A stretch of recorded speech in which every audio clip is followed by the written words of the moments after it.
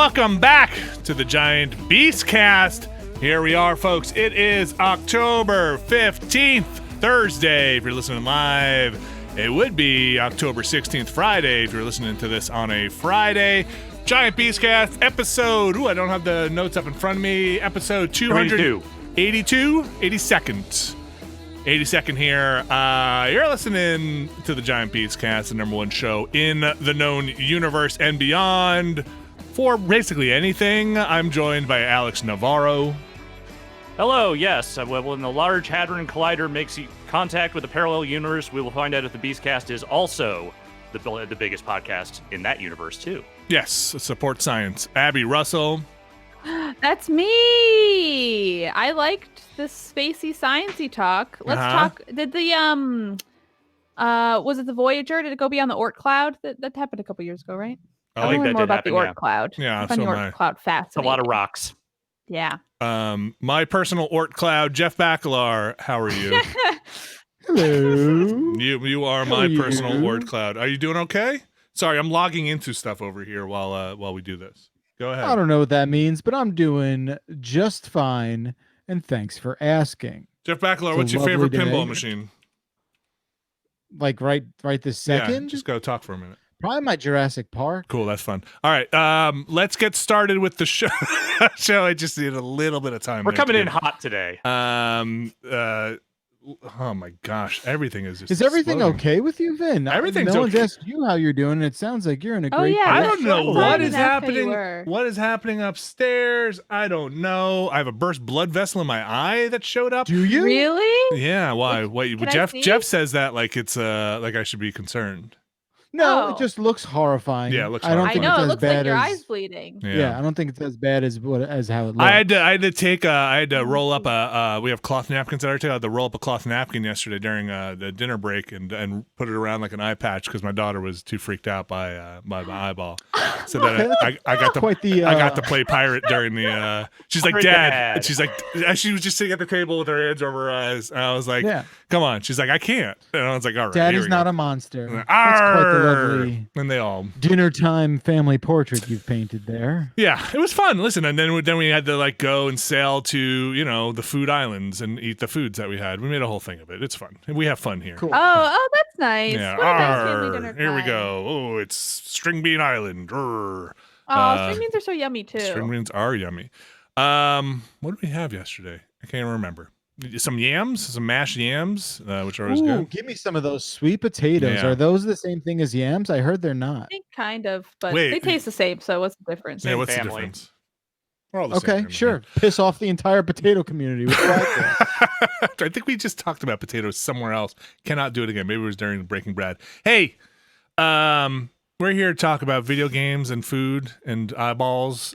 Speaking of things that tie all of that together, Baldur Skate 3 in early access. A lot of. If you watch the quick look, if you have some eye stuff, maybe skip the first 10 minutes of that thing because get some eyeball business going on there.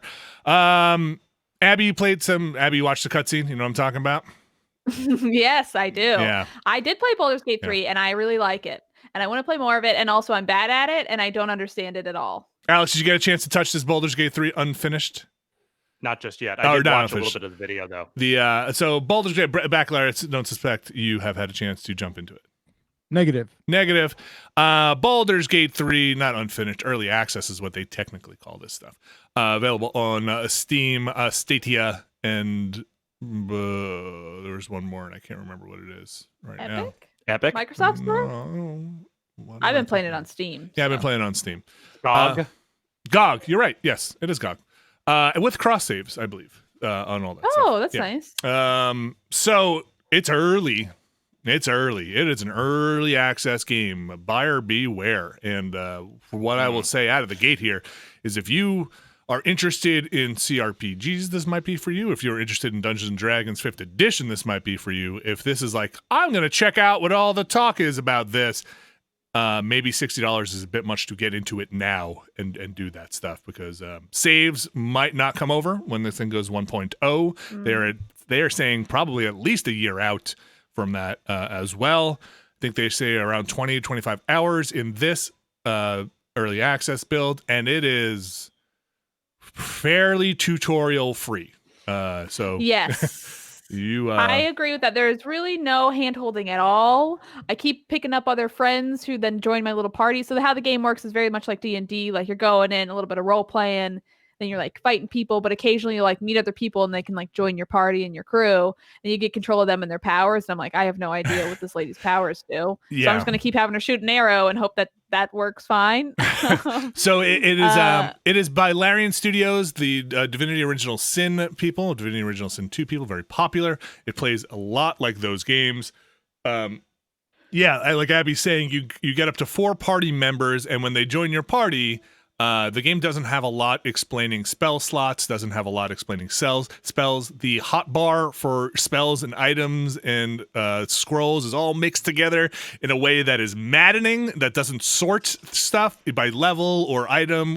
So you'll have a level 1 spell, then like a couple of potions, then maybe a bonus action, and then a cantrip. It, like, just all spread out. And like when you have a party member come in, I don't know what any of these things are. So, it took me a while to just sort everything out, get all my spells together. And again, luckily I'm at least familiar enough with 5th edition and CRPGs to know what is going on here, to sort all that stuff out. That being said, some stuff is from 5th edition is implemented a little differently, and kind of learning the stuff in the game took a little while, and I'm still kind of learning how they want me to play. I am not playing like I normally would at a table of friends playing 5th edition, maybe for better or worse. I would be really annoyed if after every single attack for any character, they tried to move and roll a stealth check every 2 seconds at the table, because that wouldn't be how I'd want to spend my 7 hours of people rolling stealth checks. But that's what I'm doing here. And it's working for my gameplay. That being said, okay, so you can go watch the Unfinished to see what classes and stuff are in it. It is not everything. They're missing what I think are some of the more interesting classes, like Barbarian. Like I'm a devil lady, and she seems pretty cool. Tiefling. Yeah, the races that are in it, they're missing gnome. They're missing half orc. They're missing dragonborn. Yeah, I will say all the races they have seem very similar. It's like elf, like human, half elf, human. Yeah. Yeah. Tieflings are probably the most out there for what they have in there now. But it's fun. It's, it is fantasy. It is RPG. It is that computer RPG. It is not unfamiliar territory, but I'm glad Larian is doing it. I playing it, even though it's rough, I have good expectations and high expectations, and I have enjoyed it so far. I think the writing so far has been fun. I think the fidelity of it, aside from any graphical bugs, I think it looks really good. I think the menus and the UI are not great. I don't love the menus and the UI. I think they are very hard to navigate, but so were they in Original Sin. So I think that stuff is a little tough. Abby, you said you're enjoying it kind of despite maybe not being presented with enough information. Yes. Going into it, I was like, I don't know if this will be for me, whatever. And then truly right away, I think also just making a character and be like, I'm a little lady. I get to like run around and be like a devil lady.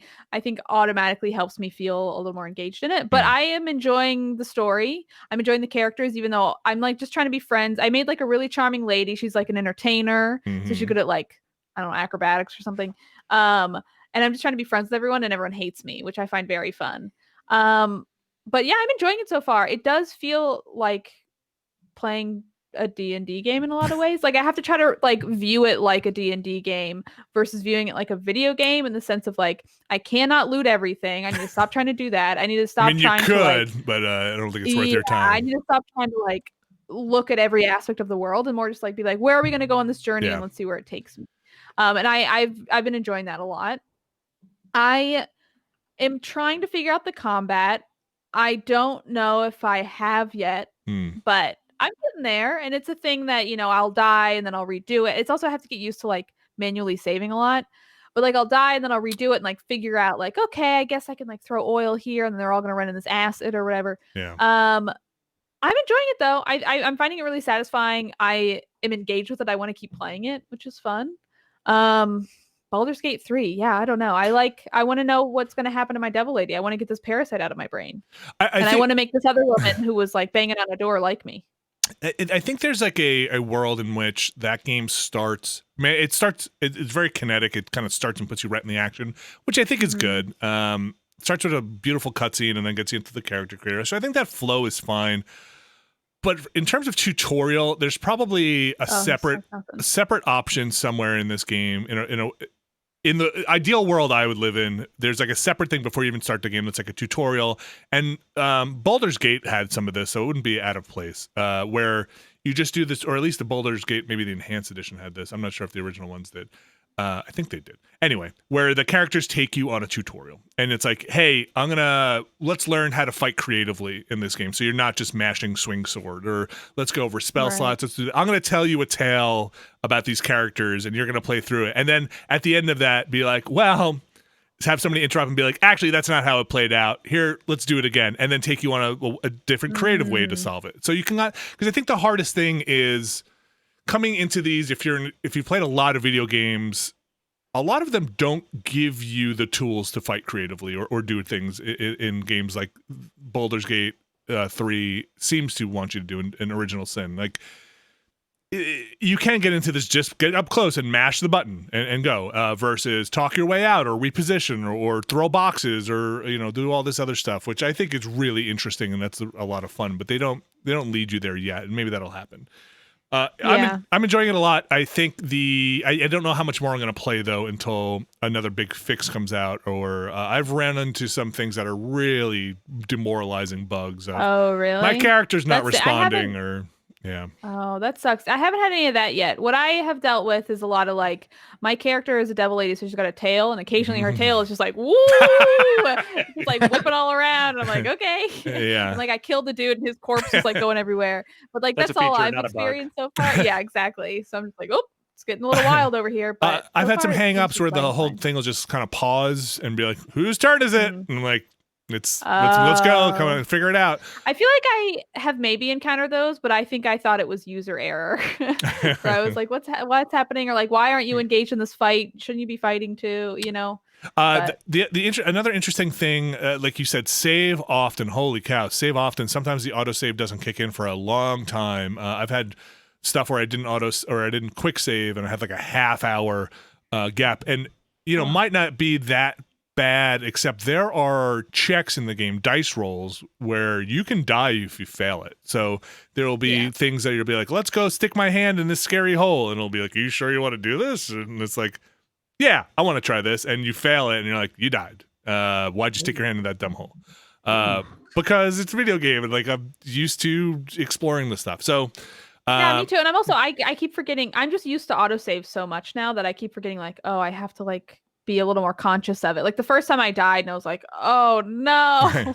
It wasn't too much, but it was enough to now that I'm like, I will be autosaving all the time, Well, the other thing to know is the DM, the DM quote unquote in this game is an asshole. Like they are not, usually a DM is trying to facilitate the players, make the game fun. The DM in this game hates you and just wants you to die. So they will do things like kill you on a failed check. They will also do things when your character is downed, you go into a down state, and you usually have like 3 rolls to either fail or die, right? They're the death saving throws, and you stabilize if you make all 3 of them, and you die if you fail them.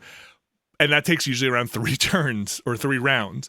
In this game, all the bad enemies just dogpile on that downed character and kill them immediately in a way that, like, as a DM, like if I were playing with you guys, you'd be like, dude, lay off. Be like, nope, every character's just gonna shoot arrows at this character that just went down and like just make them die permadeath immediately, which is like, all right, listen, it's like chill out a bit. That's like, yeah, give me a break here. Especially if you have a bad initiative order where that character goes first and the other characters are just not gonna go for a long time. So there's nothing you can do, and everybody just runs over and kills that character. And that's,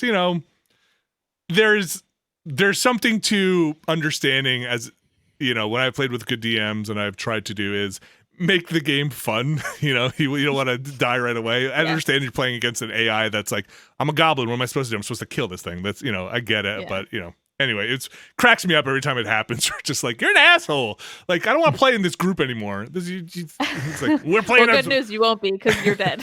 Rules is written. So yeah, I know. Yeah. It's $60, I should mention also. No discount for early access. So I'm enjoying it. I like playing it. I would like to keep playing it. I hope to understand it a little bit more. It seems very dense in a way that I don't think I'll ever be good at. I don't think I ever care enough to put in the time or like look on the forums. I think I'm just enjoying it for what it is. And I wish that there were more like speech checks, because I think that's the stuff in D&D I really like. And I'm enjoying the combat more than I would be in like a pen and paper game. But I find the combat in D&D dull. And this is a little more fun in a video game version of it, but I like the like talking and being like a cool, like charming person and like talking to people. Like that's what I like out of D&D. So I want more of it. I haven't gotten to explore all of that too much of the checks for talking. I've done a decent amount, but there has been a ton of fighting. I think D&D 5th edition, in my humble personal opinion, doesn't really get as interesting until about level 5, when a lot of the bonus action stuff opens up and a lot of the multi-action stuff opens up. And until that point, you kind of have one thing you could do per turn, which is attack or cast a spell, and maybe do if you have a cool bonus action thing you can do. At about level 5, I think, is when the characters start to flesh out a little bit more and it becomes a little more tactical, I think. And I've hosted a couple of games now, and usually I try to get people up into that spot pretty quickly because I think the options are. But I also understand that if you're not ramping up there, it's going to be even more overwhelming. Suddenly you're going to have all these options that you're like, I don't even know what any of this stuff does because you just dumped it in my plate. So yeah, and that's a 5th edition thing, and that's not a Larian Studios thing of just, hey, this is the rule set. Anything else you want to say about Baldur's Gate 3? We'll probably have more to talk about as it continues to early access if we go more into it. I don't know. I want to keep playing it. I'm enjoying it. I think I'm bad and I'm okay with it. It's one of those games that I'm like, yeah, whatever. I'll be bad at it. Now that I know how to, like, you taught me how to quick save, Vinny. Thank you very much. Now I know, like, hit F5 all the time. Yeah. But yeah, I'm enjoying it. I want to discover everything. I want my charming devil lady to have a nice time in her world. I have save scum enough rolls at this point that I don't feel bad about it because my saves might go away. So if you're just having fun. Just having fun. What's your character like, Vinny? Who's your character? My character's name is Pip, which is my character's name is Devil Abbey. Okay, Devil Abbey. Pip is a halfling, but not a paladin because they don't have paladins in it. So it's a halfling rogue. And she has sick eye tattoos, and I'm playing her pretty, had a tough life and is not happy about the circumstances she's under, so she kind of murders anything that squirms around. You told me you wound up in a situation where you had a pet brain running around with you. And it was like early on, there was a dude and his like brain was exposed and the brain's like talking to you and it's like, save me, I'm a brain, save me. And it seemed like the dialogue was like, do you want to trust this thing? And I was like, sure, I'll figure it out later. And I like saved the brain and it was like, do you want to mutilate it so it won't stab you in the back later? I was like, no way, you're my friend. And then it just hung out with me for a while, but you apparently stomped it. I ripped that brain out and stopped on it right away, no regrets. And then you come across other people who are infected and they're like, oh, they're infected, there's no hope for them. So I was like, yeah, okay, stab. Just stab them on the ground. Man. Because I saw them and then I just kept talking to them, be like, can we save them? No. Okay, whatever. See you later. Listen, it's a tough life. You don't get those tentacle eye tattoos for doing nothing. I kind of like the character. I got a neck tattoo. The character creator is I mean, the game looks good, so I think the choices you have are fun because they are, fidelity wise, look good, but there's not like sliders and stuff. You get a lot of presets. I know. I wish I could do more stuff with the face because they just had preset faces, but everything else is pretty fun. Yeah. I still like the character creator. It was enough for me to feel invested in like, oh, look, I made a little character and like I care about it and I want it to survive. Pip was my other character, my other halfling paladin, and I'm so sad that Pip has stalled in our weekly game. So I'm glad to bring Pip. Pip is really a concept more than a character. I mean, I think the same thing about Doot, which is my D&D character. Which is a Minotaur barbarian, which is you're not even getting close to making that character. He's like in this a game noble yet. Minotaur barbarian or something. Yes, with a noble background. A rich boy who just wanted to have fun. Didn't like shirts. Had no concept of money. I would just give my money away all the time. So unfinished, you can go check that out on the site. Again, early access, $60, a kind of a long ways off. If you're interested in checking it out, know that for sure. I also played a little bit of a game called G.I. Joe Blackout, I think is the subtitle. That sounds right. Yeah, really? I did, and I played it. Okay. What was that like? Yeah. Wait, say it again. What'd you play? G.I. Joe, a Blackout. Okay. Are you making this up? No, it's real. Not only is it real, not only is G.I. Joe Blackout real, but it is a game from a publisher that I'm sure everyone at home knows very well, Game Mill Publishing, makers of the wonderful title, legendary in its circles, Big Rigs Over the Road Racing. Oh. Well, then, the pedigree. Publisher, yes. It is out now. I just wanted to check platforms. It is out now on the, I'm playing on the Xbox. It is out for PS4. I believe it's out on all of these as of now, Switch and the PC. Yeah, I'll have more to say about it as I dive deeper into it. I played as Duke and Cobra Commander. I don't hate it. I don't hate it. I don't think it's, okay. I think it's like, I don't know, behind What's the back. What's the subtitle on it? I think Blackout. G.I. Joe Blackout. Blackout. I haven't spent that much time with it. I'm trying to think like how to describe it. It's just like it's third person behind the back, like run and gun style. It's got an active reload. The voice acting seems corny. The graphics seem loving. Fair. they go from like this is a cool illustration to I think we had to get this illustration done pretty quickly. And I don't know. I have to play more of it to really see the tone of it. I'll check it out. So it's I can't come in here and say like, oh, what a piece of garbage, because I don't think it is so far. Like, or I can't come in here and say like, finally, the G.I. Joe game you wanted, which I don't know what that is.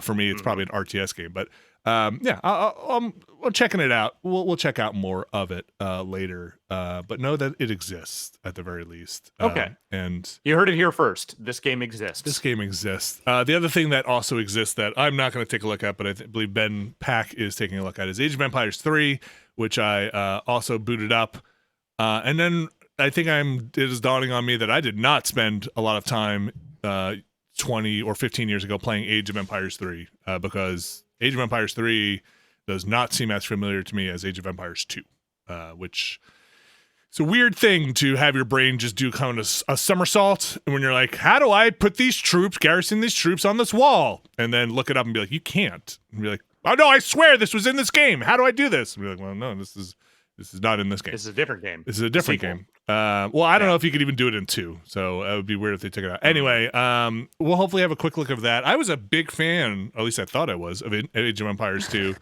But I don't know, I played some Age of Empires 3 in the story campaign and was having a real rough go of it in a way that I was not expecting. Had to redo that early campaign stuff quite a few times. So we we'll have more of that. We're going to do a quick look this week. It might get pushed a little bit to next week, but hopefully some G.I. Joe and Age of Empires. I spent a lot of my time with Baldur Skate getting that ready for this week, so I'll have more time later.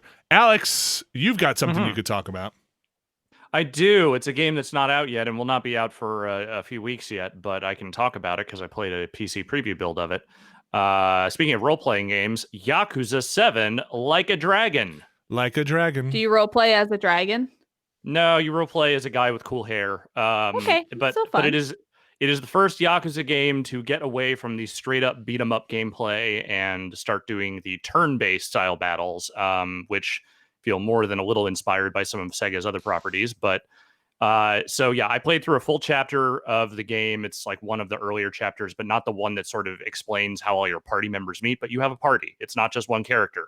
You primarily play as this guy, Ichiban Kasuga, who is an ex-Yakuza and sort of a cast-off type dude. Like, I believe he was literally born and raised in like a soap land in Tokyo, is, kind of had a hard Scrabble background. He is out of prison. He has been betrayed by his former Yakuza people, and I think he's trying to figure out what's going on. And so he has a party of people with him. I wrote some of these names down. So the ones that were in the build I played, the chapter I played, there were 3 characters you could have in your party: Nanba, Adachi, and Psycho, and they are like him. I think people that are sort of cast-offs in various ways. Like one is a homeless guy, one is an ex-cop who I think has been kind of disgraced. There's a woman who I believe used to work in a hostess club, and she is now joined up with your party. And there are other characters that I think will join up with you eventually as well. So, But can I ask questions, or do you want to get through the? Okay, just go for it. Do you know where this takes place in the Yakuza milieu? So it is a sequel to 6. Like it is past okay. the timeline. Right. It is past the timeline of everything involving Kiryu's, arc through the Yakuza games. I think it even technically takes place after Judgment. Okay, so this is in it. Yeah, and so it most like the chapter I played, and I think a lot of the game takes place in Yokohama, which is a region they have not explored in the series before.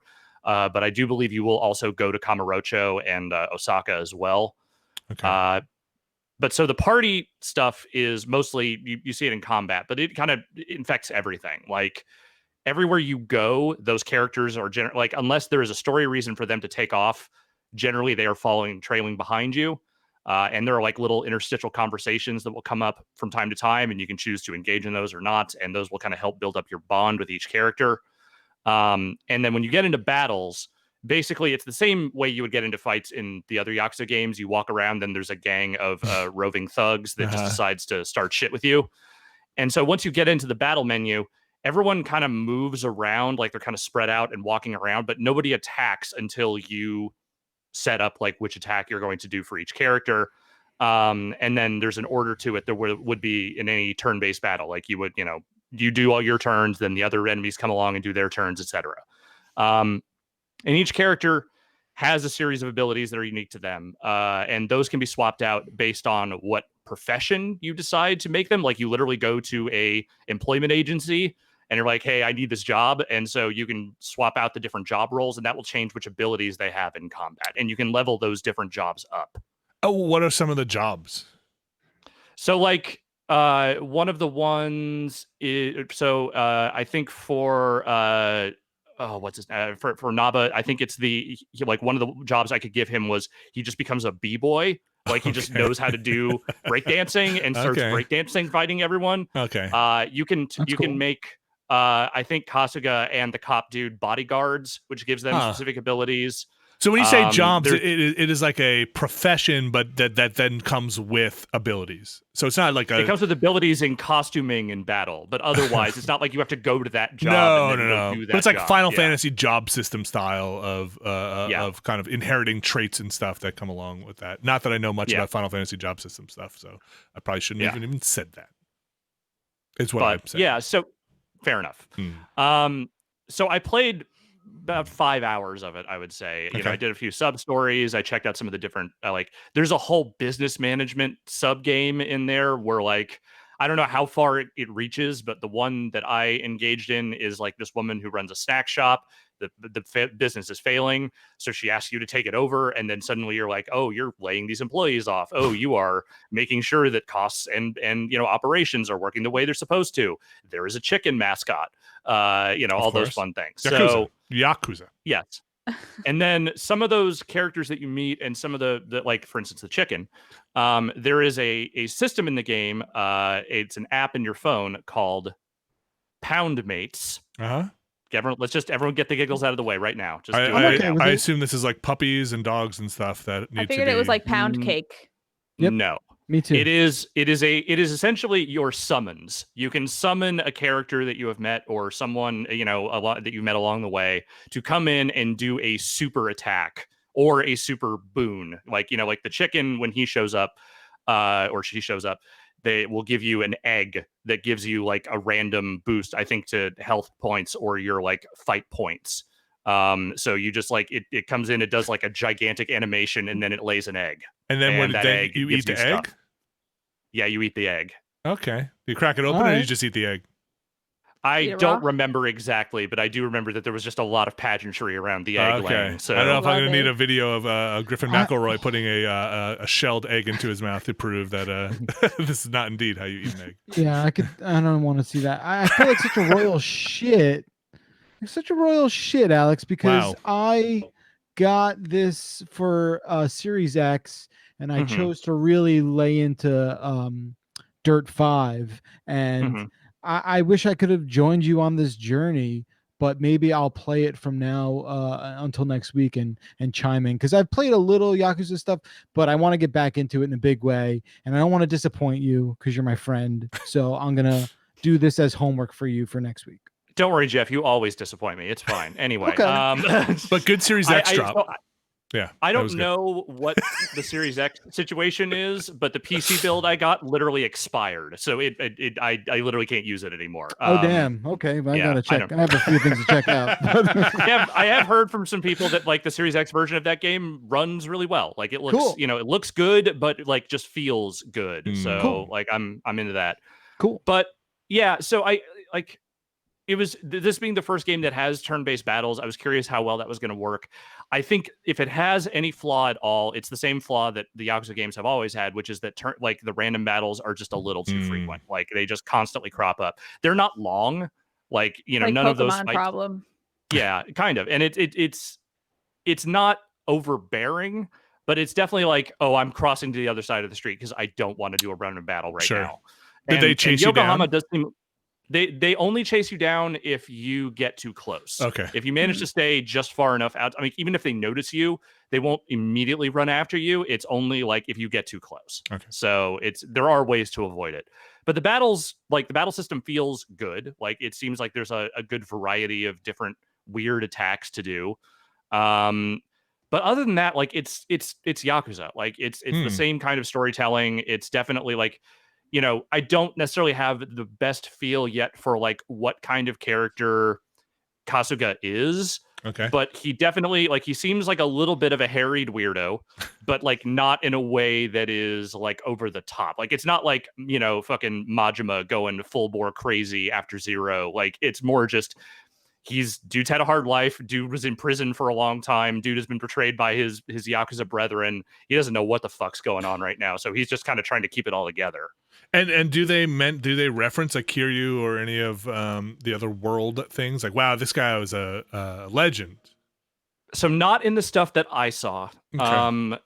My understanding is that I think Kiryu and Majima do make appearances somewhere in there, but I don't know in what context. Like, I don't know if they have like actual dialogue, if they're just like, random summons that you can acquire at some point or what. But I think they are in there somewhere. But none of the story stuff that I played had any of that. It was really just kind of the self-contained story of this crew and them kind of trying to figure out what's going on. And the crew dynamic is good. Like I think all the characters kind of play off each other pretty well. The sub stories are still bizarre, in a way that you want. There's a whole kart racing mini game in that game now where you are literally like it's straight up Mario Kart, but on the streets of Yokohama. Trying to think like what else, it's they can't do that. They'll be sued by Nintendo. And shut down. Yeah, no, that is why they don't call it, Kostuga Kart. It has a different name. But I really enjoyed my time with it. I think that game seems like it has a ton of potential, and I'm the storytelling seems like it is kind of what I want from a new chapter in sort of the legacy of that series, which is to say it is just kind of doing its own thing, but telling the kinds of stories this team really knows how to tell. Is it voice acted Yes. Fully, or just in the big scenes and then you get text for the rest? There are a handful of scenes where it's just people kind of grunting, like in acknowledgement, but like all the main cutscenes are voice acted. All the sub stories, the main scenes are voice acted. And it has both English and Japanese voice tracks, and it seems like the vocal sync is pretty well mapped for both, from what I could tell. So Yakuza 7, Like a Dragon. Yes. When is that released? Is that a month? Well, I know that it's launch day with the Series X. I don't remember if the other versions are coming out before that or same day. Okay. I think only the PS5 version is out next year. And it's like March. Oh, wild. That's okay. Yeah. Huh. All right. Yeah, you think of that as a PlayStation franchise, right? I really do. Yeah. Kind of by default. Yeah. Yeah, I don't know why. I guess because it's like Sega and for the longest time it was. Japanese, it was just right? a PlayStation franchise. Yeah, but they started putting that stuff out on PC, usually long after the fact, and then Microsoft seems like they took a serious interest in that series over the last year or two. So there you go. I don't know if you put this in the news. Sorry, I didn't get a chance to see later. But there's that. Was it that Streets of Rage Yakuza mashup? We will talk about that during the news. Alex, anything else you got going on cooking there? Not too much. I'm continuing on with Hades. I'm pretty deep into the Elysium section now, so I'm kind of slowly working my way through it. Okay. Still making progress. And that's pretty much been it. Okay. Abby Russell. Ooh. Oh, hello. hi. We talked some Baldur's Gate. Anything else you want to talk about? Yes. What else have I been playing? Oh, last week I played a game called The Solitaire Conspiracy, Yes. which is a Mike Bithell game. We forgot to talk about it last week, Yeah. but I did play it. It is a solitaire-esque game, a solitaire-inspired card game, builds on some themes of solitaire, brings in some new stuff into it, and it also has like a bit of a narrative going on with it as well. I didn't finish the narrative. I seemed to end right before what I assume was probably like a big twist or a big reveal or some kind of big thing, because that was the stuff they told us, like, hey, don't show anything after the section, which is why I was like, well, I guess I got to restart the game for the quick look. Anyway, I enjoyed it. I thought it was fun enough. I didn't find the solitaire incredibly challenging. I never really had any moments where I felt stuck or anything. They offer, so like the aesthetics of it, the wrappings of it all look very good. They have these the cards, like the face characters in the cards are all these kind of different, like, hey, these are your spies. It's all like very like spy themed. So it's like, oh, these are your spies, and this is like a certain family, and they can work with you in this way or in that way, which is sort of like the light narrative, kind of the flavor of it. But really, these cards, the face cards, will do different things. So one thing might be like, hey, I'm going to put this card on a stack, and then it's going to explode the stack, and every card that's on that stack is going to be stacked elsewhere, so then I can reuse them, because the whole thing of solitaire is you can only stack on something that's a smaller number on a bigger number, so on and so forth, if that makes sense. So it's a way to like uncover more cards. They don't. It's odd. They don't. Suits don't matter though, right? Like when you're doing the stacking, right? Yeah, they do at the end, because you have to. You're still stacking on an ace for the final pile. The home rows. So they matter then. Yeah. But when you're, so it's sort of like typically solitaire is sort of horizontal. This is more of like a vertical setup where you have like the 4 ace cards in the middle, and then kind of sprouting out you have like your kind of base cards. So you can stack them anywhere, and you don't have like a base pile deck. All cards are on the field when you start. Yeah, it's definitely like, so it's a lot about like uncovering stuff and kind of shuffling stuff around to then just get to the suit you need or whatever it is, and using those face cards to help you get to that. I would say the face cards don't feel super vital a lot of the time. I wish they did. I wish I felt like it kind of locked in on that, like, oh, this card works really well with this card, and I feel like I got a flow with how I'm going to work these and like puzzle it out. And I didn't necessarily feel that. It felt a little more like, well, I guess I got this card, I'll throw it here and like see what happens and like take it from there, which was fine. I still enjoyed it. It was pretty satisfying, but it wasn't like the most groundbreaking solitaire-esque game I've played. And I think going to Mike Bithell's games, whose stuff I really like for their like grounded human stories, I wasn't getting that with this. Again, I didn't finish it. Maybe by the end it would have like captured me a little bit more.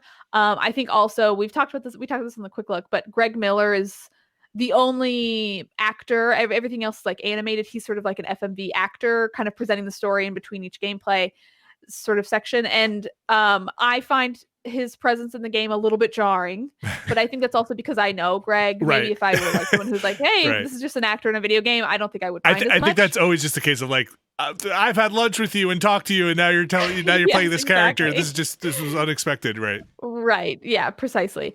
So you prefer like a St. Vincent person? No, not anymore. That would be weird. That would probably be equally. Now you're best friend, I think so she it would have work. fucking nailed it. Yeah. If she were doing that, I think that would have been cool. So St. Vincent espionage. would have done a better job than Greg Miller. Mm-hmm. I mean, I didn't say. I feel like that's true of most I'm things. not going to deny it. Yeah. I mean, Alex, you're probably not wrong. I get on board with that. Sure. Yeah. Wow, all this Greg Miller shade, man. Just dragging St. I have no Vincent issue with Greg Miller. No. Greg is very kind and nice to me. I'm sure he had fun doing that game. But I think for me, I like the sort of more human, like, because his stories are all, aside from, maybe John Wick, which I didn't really play, so I don't really know what the story was there. But I feel like his stories, as far as like Subsurface Circular and Subsurface Quarantine, they did have these sort of grander world stories going on, but the real meat of them were the sort of interpersonal kind of character things you discover within those stories. And I think I feel like this game is a little bit lacking, which is fine. It's also a solitaire puzzle game. I think you're in it more for that, but the espionage stuff just didn't really capture me in the way I think I hoped it would. The solitaire was fun enough. I think the styling of it is really superb. I think it looks really good. I think it's really sharp. And it was fun enough. I think if you're looking for like a solitaire-esque card game, I think you'll be probably pretty satisfied with this. And I think that I read an update. I think they're making it a little more challenging because I found it not particularly challenging, and I think that was sort of a thing that other people were saying too. So I think they might be upping some of the challenge or giving you the option to play it in a more challenging way, which I think is good. There's a quick look up. You can go check that out if you're curious about how it plays. I'll just reiterate one more time here because this kind of surprised me. Solitaire adjacent. It is not solitaire. Yeah. It is not solitaire. It takes some things from solitaire. If you've played solitaire before, you will have some of that base of solitaire stuff as far as stacking and suits and getting everything on the aces. Yeah. But it's different from solitaire. It's not exactly like solitaire. It's different. But it's fun. Yeah. Solitaire Conspiracy. That's what Solitaire it's called. Conspiracy. I played it on Steam. I'm not sure where else it is. I think it might just be on computers, but I could be wrong. The home computer. It's on computers. Yeah. What else, Abby? Also, I mean, I'm still playing Fortnite, of course. That's my go-to. Forever. Hang out with some buddies in quarantine. A lot of great holiday skins coming out. Still waiting for that like blow up.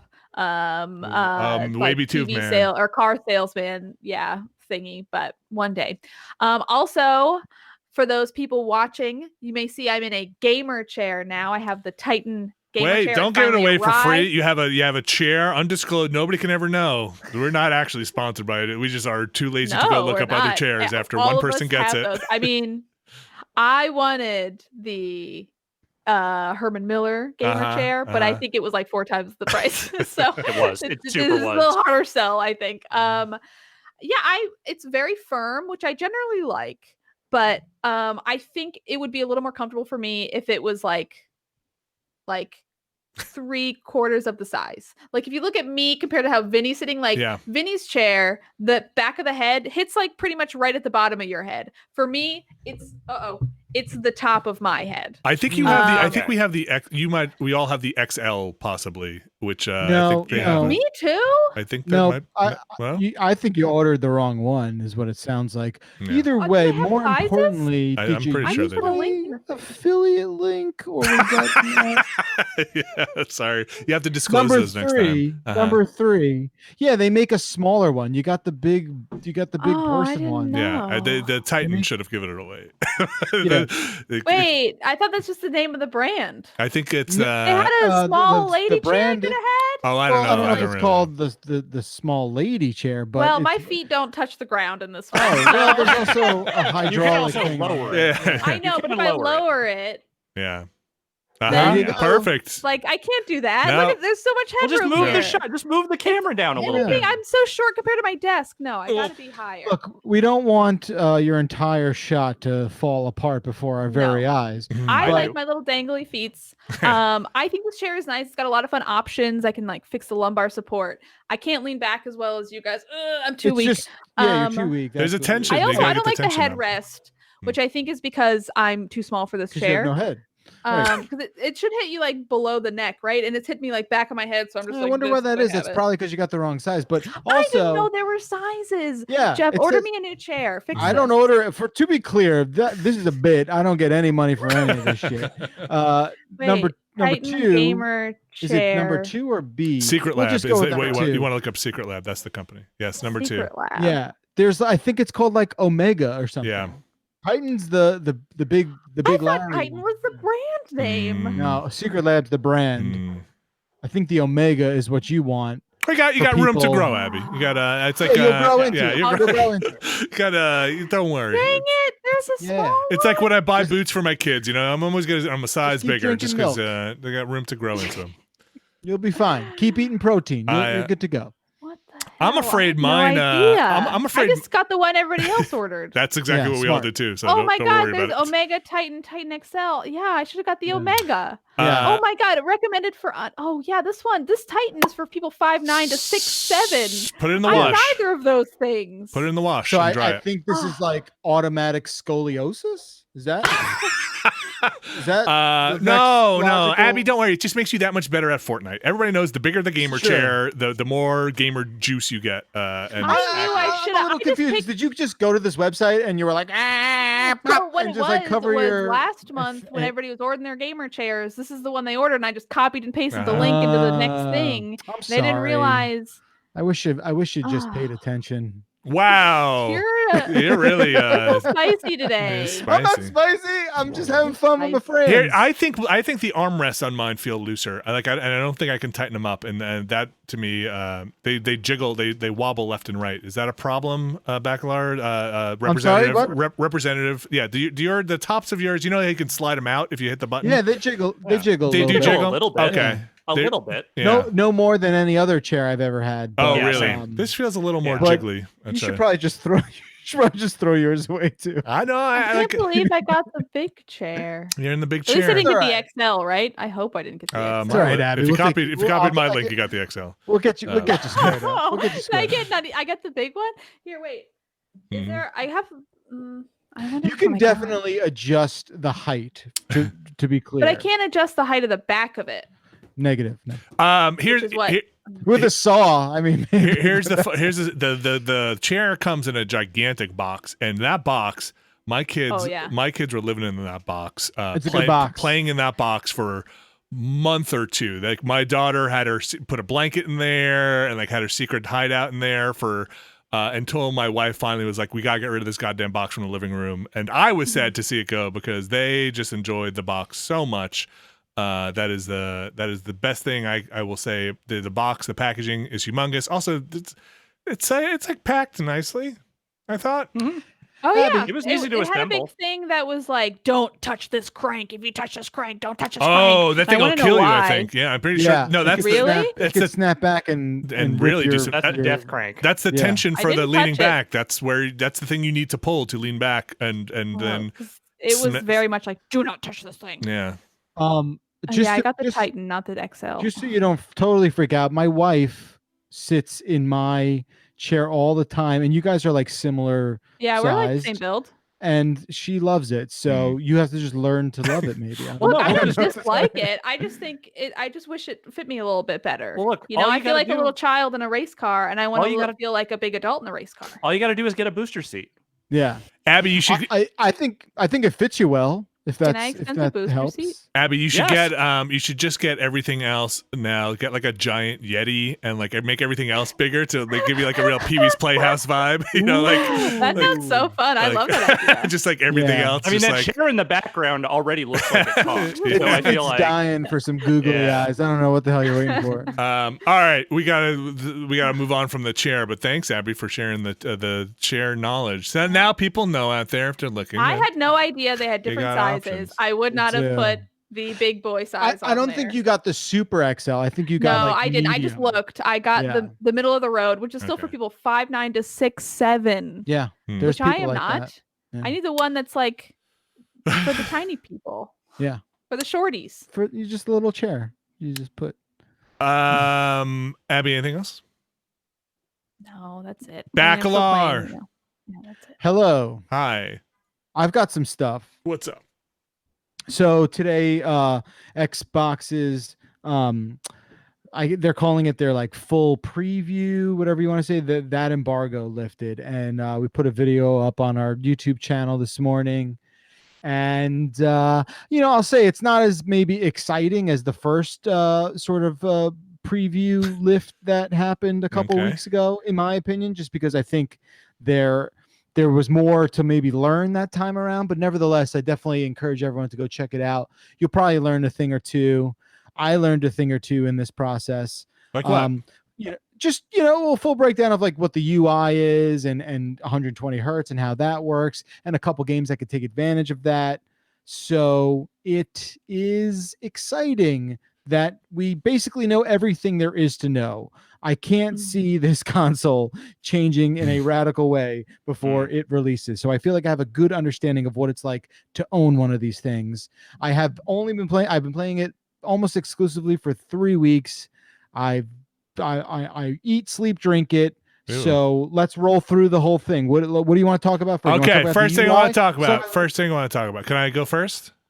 Yeah. Okay, Vinny. this is Vinny. I want to go first. First, your mic might Sure. sound a little blown out. All right, first thing, Oh, sorry. first thing I want to talk about is so 120 mode, 120 hertz mode. What is going on there? It is because you when I talked to you previously, you said maybe your monitor was reporting 120 frames per second, not 120 hertz. Is it packing? Or are games running? Boy, I don't even know where to start here. Can you explain the difference between refresh rate and frame rate for me in terms of the amount of information that is sent? Sure. So this is probably the most confusing element of next generation gaming. Aside from all the other things that will follow this conversation that may seem equally as confusing, but 120 hertz is a refresh rate. Right. And it basically is like it's a milestone in what displays can handle, what they can receive. They can receive a signal that is able to refresh at 120 hertz. Yeah. That also means it can support up to 120 frames per second because it has that sort of refresh bandwidth. Right. But it doesn't necessarily mean that whatever 120 hertz signal it is getting doesn't mean that you will automatically get 120 frames per second in that package, in that 120 hertz delivery package, of this signal. For example, Dirt 5 was the first game that I played on a Series X that had a 120 hertz mode. And it's tough to tell with your eyeballs whether or not you're getting 120 frames per second. Digital Foundry did a really good breakdown where they were saying it's sort of fluctuating around that 120 level. A couple dips here and there. Interestingly enough, when you run 120 hertz mode for Dirt 5, the res drops down to 1440p. Oh, interesting. Okay. So that's what. So get used to that again, where people got used to like, oh, you're gonna have to prioritize the metric you want.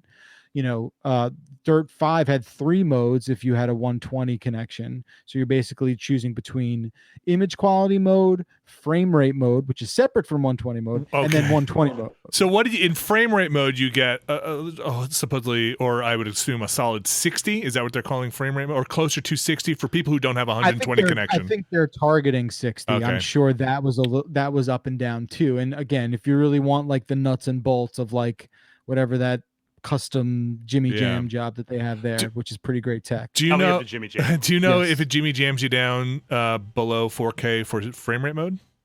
So I think based off their analysis, the 2 image quality modes and the frame rate mode keeps it at 4K. Okay. Both sacrificing other fidelities to get to that. So like for frame rate mode, they were sacrificing some shadow detail, some other things to give a little bit of headroom so they could pump out that more targeted frame rate. So it's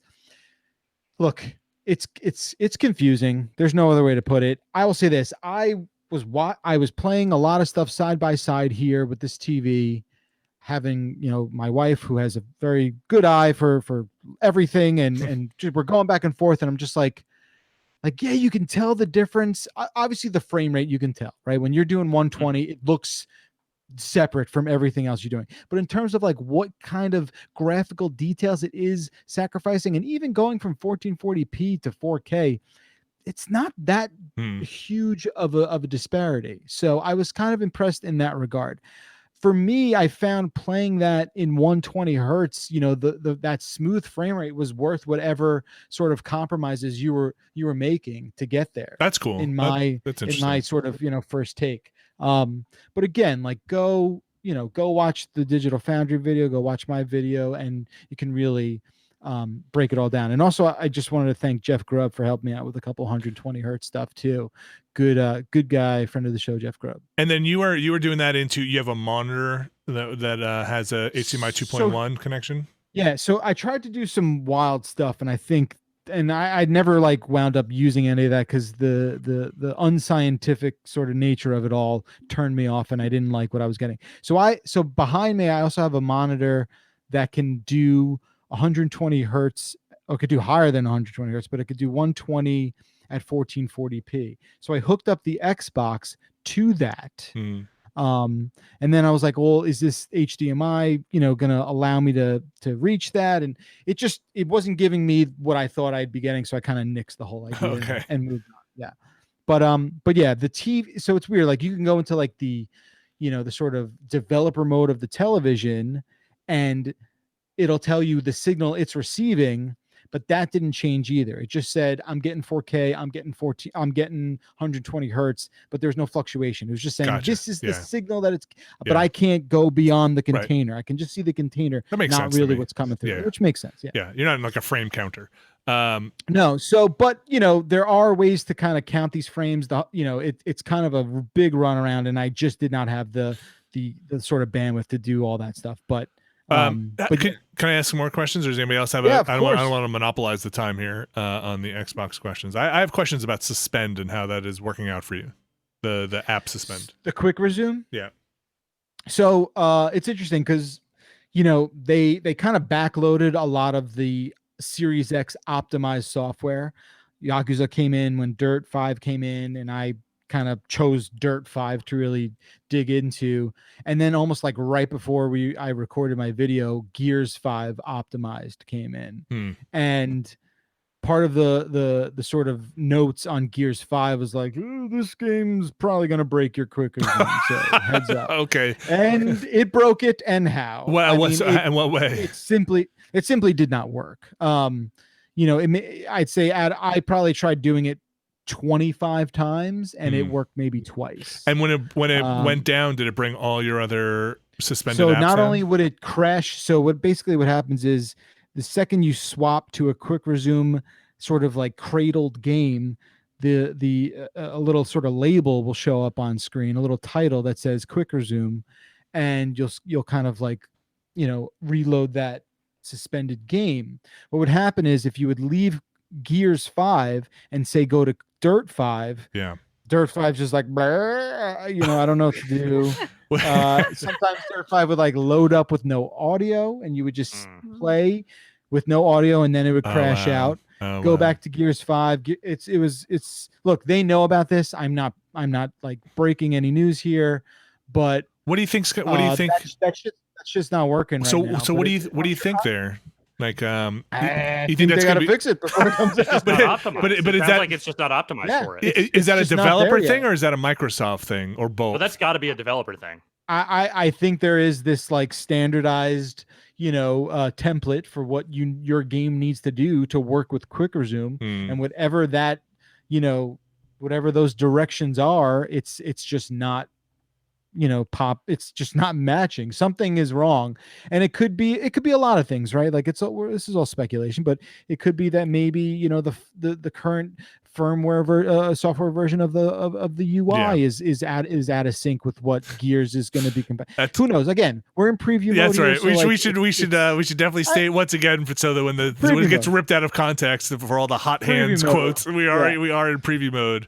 Some hot fucking hand bullshit. Yeah. But I mean, the thing we know is that it will not just work out of the gate for every single game that is potentially available, right? No, quick resume is supposed to work for everything, as far as it is supposed to work for everything. As far as I understand, it's supposed to work with everything. Yeah. But in terms of like Series X optimization, you're only going to get a limited amount of games that do that.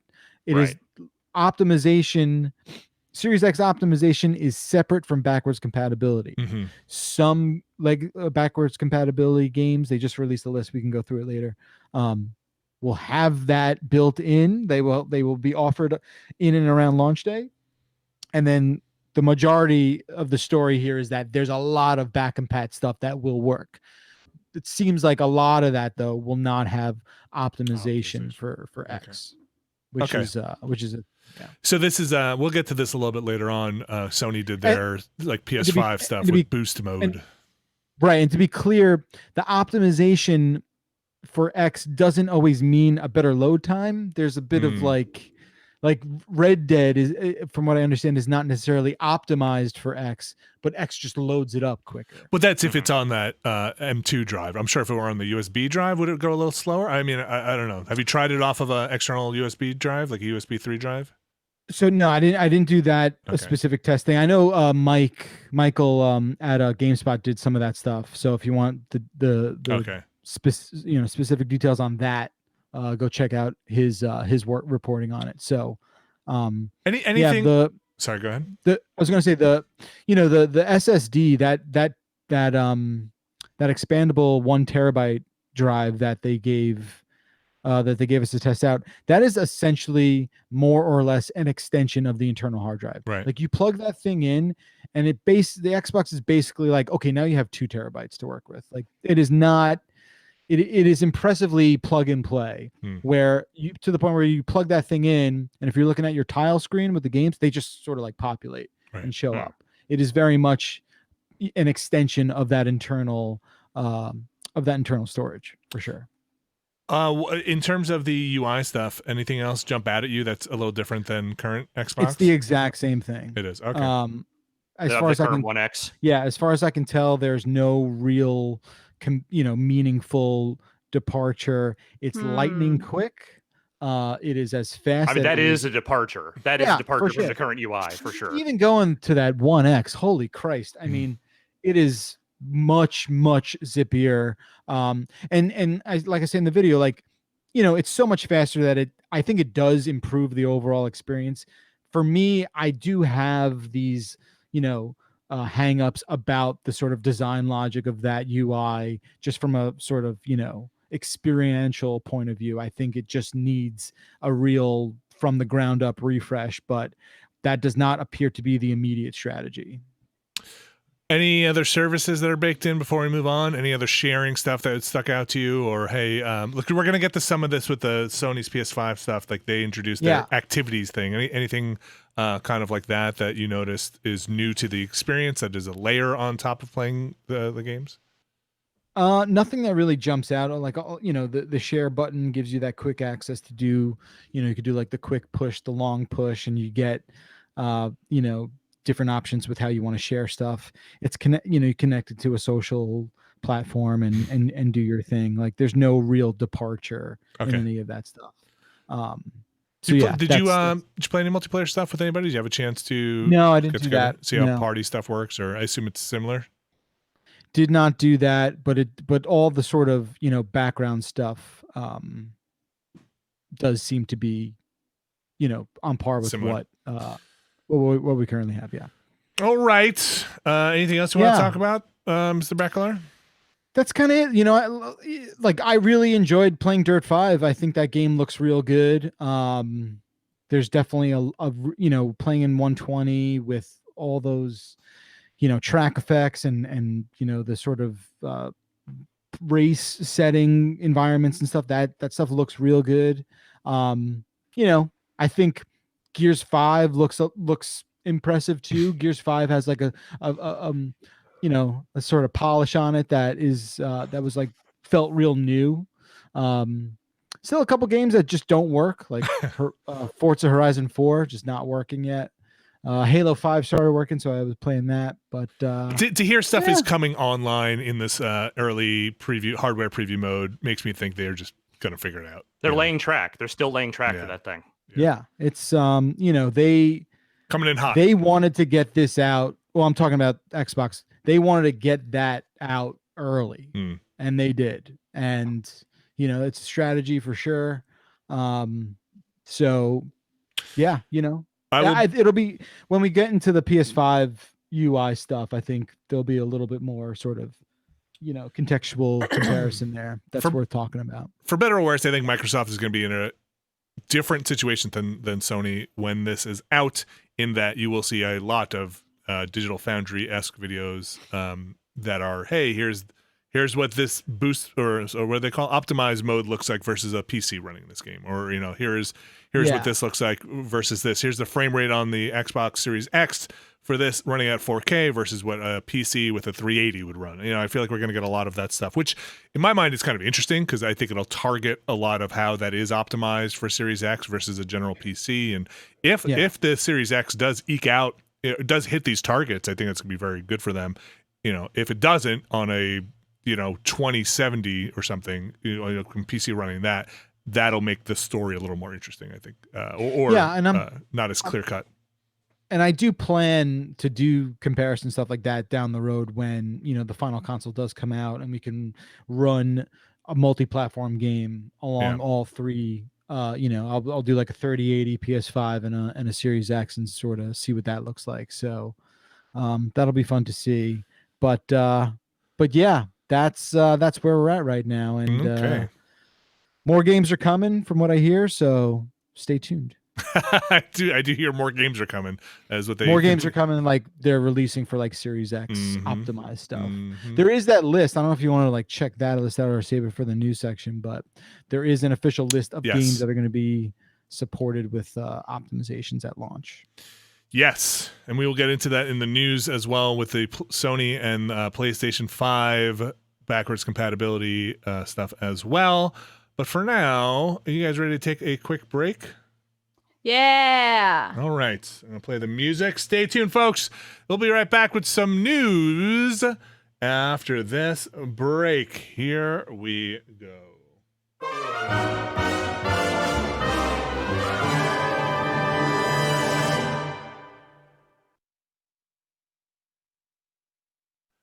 And we are back. I'm going to drink a little water. Came back a little too quickly with my... Take a sip. We are back. The giant Beastcast. Everybody take a sip. We're into the news. Welcome to the news. We got a bunch of news to talk about. Sony news, this video game source project news I don't know about, Rock Band news. But before we get to that, Abby Russell, you have some news. I do. I have some personal and professional news. Okay. And that news is, as we all know, Giant Bomb was sold, and I have chosen not to continue on with Giant Bomb outside of CBS Interactive. So my last day will be November 30th. I had been looking for other opportunities for a while, and this just seemed like the cleanest way to do it, the best time to do it. Already in transition seemed like the best way to go. So anyway, I've really enjoyed my time here. I mean, I have 6 weeks of making content, so I'm not going anywhere right away. Yeah, you have plenty of time. It's just letting you know, keeping the coals hot or whatever until it's time to put out the fire. Anyway, yeah. So I'm hopeful and excited for the future. I also want to give people a little bit of context and say that like this is my first job out of college. I've been here for 3.5 years. Oh my gosh! And I think eventually 3.5 years already. Yeah, for some of those jobs, it's kind of time for the next thing. You know, I'm very thankful for my time here, and also if you have jobs in I'm a content producer. If you have jobs in production or video editing or podcast editing or comedy writing or writer's assistants, I'm open. If Conan or Conan's assistant wants an assistant, I'll be there. Yeah, I guess follow me on Twitch. St. Vincent, if you need another person on stage, I know that's kind of a solo thing. But, If you want me to tell jokes as you play your songs. You could do like a Mighty Mighty Boss Tones thing. You could be her dancer that just dances to all the songs. I love this idea. It's that'd be cool. Can I say something that's kind of I think is interesting about that, because Abby and I have been having these conversations for a long time, and I think it was really interesting the timing of the St. Vincent stuff, where we were just like, wow, everybody's gonna think you are like exploding into. Look, I'm big now, right? I'm written up in the Rolling Stones. So like, before that went up, I was like, wow, this is good timing. Like, yeah, going out on top here. I am happy to be leaving when I feel like I'm putting out some of my best work. I love the holiday October season. It's been fun. It's fun work to leave on.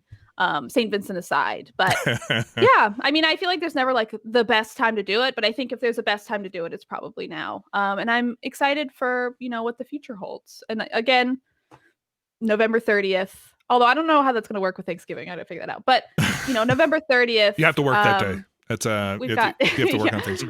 We've got a bit of time left. So, yeah, it's weird. It's a weird thing because I don't want to do the whole I don't want to say goodbye and then I know. Tomorrow we're gonna do a super fun stream. My gamer chair, my extra large gamer chair. But yeah, we'll have to plan a nice near the end of Thanksgiving, or near the before Thanksgiving, a good farewell stream. So start thinking about what you want to play. For, you think I haven't already, Vinny? Oh gosh, I've been thinking about farewell weeks. It's gonna be wild, Vinny. Pave it. Do it. Let's see you do it. Dance. Do it. Let's see. Speaking of you and I, PlayStation 5, Sony released some of their UI stuff. How about that? How about Oh, you that? and I get it. Yeah, you get it? Like, hey, speaking of like, Actually, not bad. yeah, thanks. I was working top of my head here. It says that's a tough job. pivot. I don't. It's weird. It's such a big deal. Then full transparency. We talk about where to talk about this stuff in the show, and it's like doesn't really matter because it's beginning, middle, Yeah. and we chose the middle, which is how Dan did it. It's the new legacy. We do it in the middle now. Yeah. Yeah, that's a guy you want to copy. What does that mean?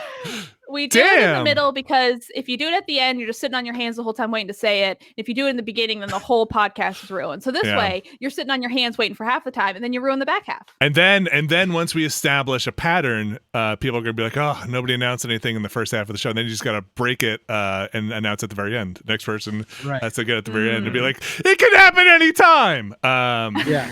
Keep everyone on their toes. That's the move. That's the I move. know. Keep them guessing. Keep them Who guessing. knows? Maybe I'll make an announcement saying like, I'm back Ah. on December 1st. That's the announcement at the end of the show. Just kidding. The roller coaster. PlayStation 5 had a video go up showcasing some of their UI stuff, their user interface stuff. You can watch it. I think it is actually kind of neat. I think it's a nice video that they put up. It's pretty short and not super technical. I think one of the interesting things to come out of that was they are doing a thing called activities, which to me sounded... Oh, yeah, I saw these. Yeah, to me sounded like basically they're rolling up trophies and also tracking in games into a UI element. Sorry, I knocked over my coffee. UI element that it seems like it is developer independent. I didn't get a sense that this is a thing that is mandated for all games, but say you are like 30% done with the thing they showed. It's 30% done with this particular part of Sackboy's Adventure. I forget what the name of the game is, but you know what I mean. Close enough. The kind of neat thing about it was they showed the person pulling this UI element up that says, hey, you're 30% done with this. It has an estimated time, which, we'll see how that works, of like how long would it take to complete this activity. And then they just jumped right into that level from that UI element, which I thought was kind of interesting. They said this isn't going to be for all games or all activities, but I thought that was a neat new thing. It's a fairly novel thing to see in what could just be a benign UI thing. I thought it was a cool thing. I imagine it'll be really nice for like, I need to find like one or two more hidden items. It also just seems like a nice accessibility feature of like, what does the game want me to do? Can I just see it? Versus just what everyone was doing anyway, which is just Googling it and looking at it on your phone before you do it. It's just sort of putting it all in one, which I think is nice. I don't know. I think that kind of stuff is great. I feel like we've been seeing a lot more like accessibility modes in games, and this just seems like another branch of that in a really sort of, at least as far as I can tell, like unintrusive way, which is nice. Yeah.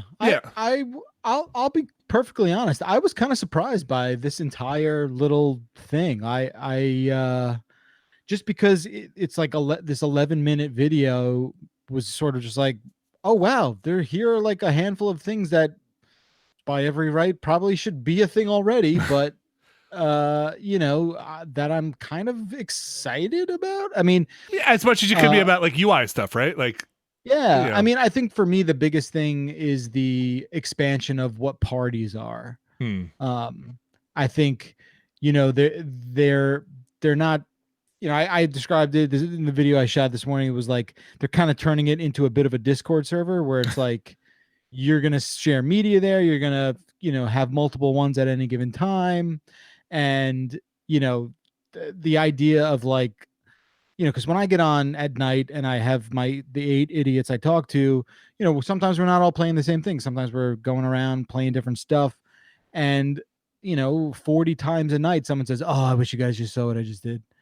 And that's an actual thing, right? They will let you stream in, even in like a picture-in-picture sort of a capacity, someone else's live gameplay.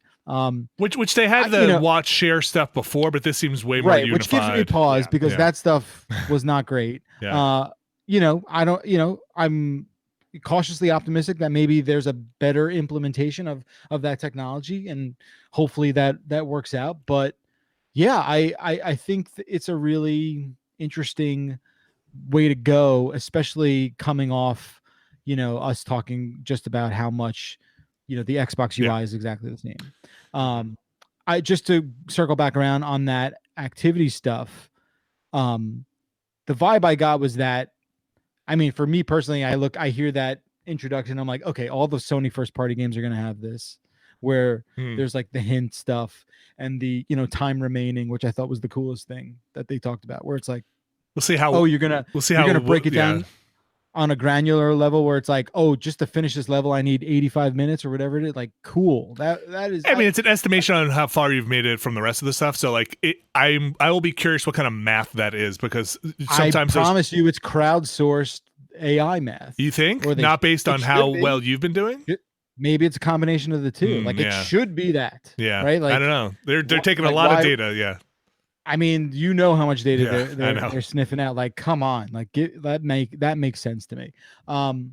So yeah, do third party, developers kind of craft that experience for that too? I don't know. It remains to be seen. I think the time thing though is super interesting. For the longest time, I've always been like, even back when games came in boxes, I would be like, man, I wish I could turn this box around, and the way I could see like the sort of content, whether there's drug use or what's the average gameplay time. Like, I always thought that was like a fun thing to have. It's on movies, it's on albums. Like, nice. I'd love to know what this is like, not for any sort of like purpose other than to just inform. And I mean, I find that so useful. I Google that all the time. Like, how long is this game? There's a whole website for it, and it is so useful. Yeah. I mean, for this job specifically, but it is nice to know going into it, like, is this an experience I can enjoy? I mean, that's also kind of a hard thing to sort of quantitate. What's the word I'm looking for? To measure? Quantify.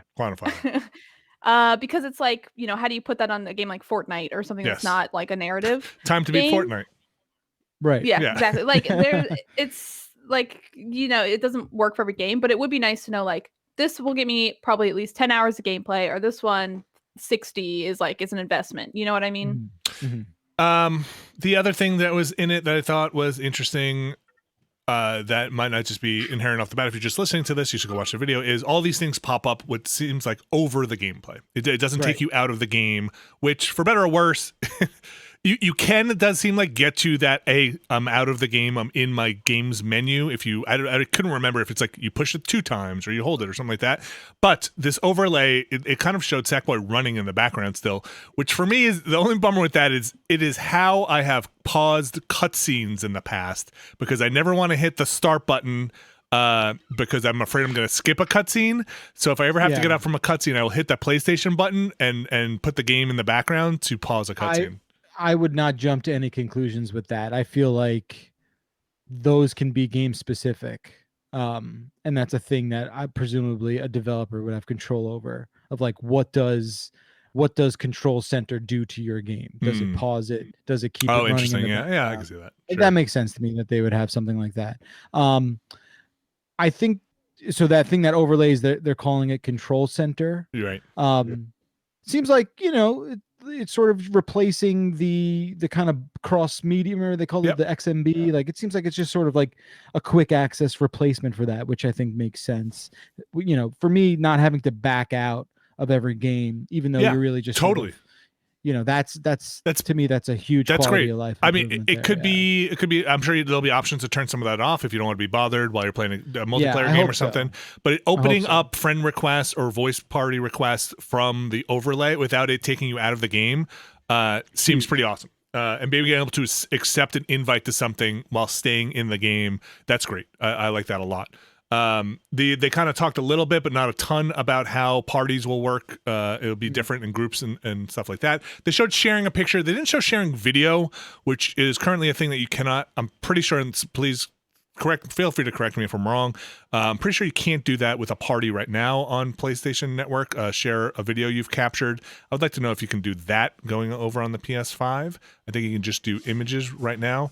All my funny videos from Red Dead Online, which I can't share with my brothers. It's a big bummer.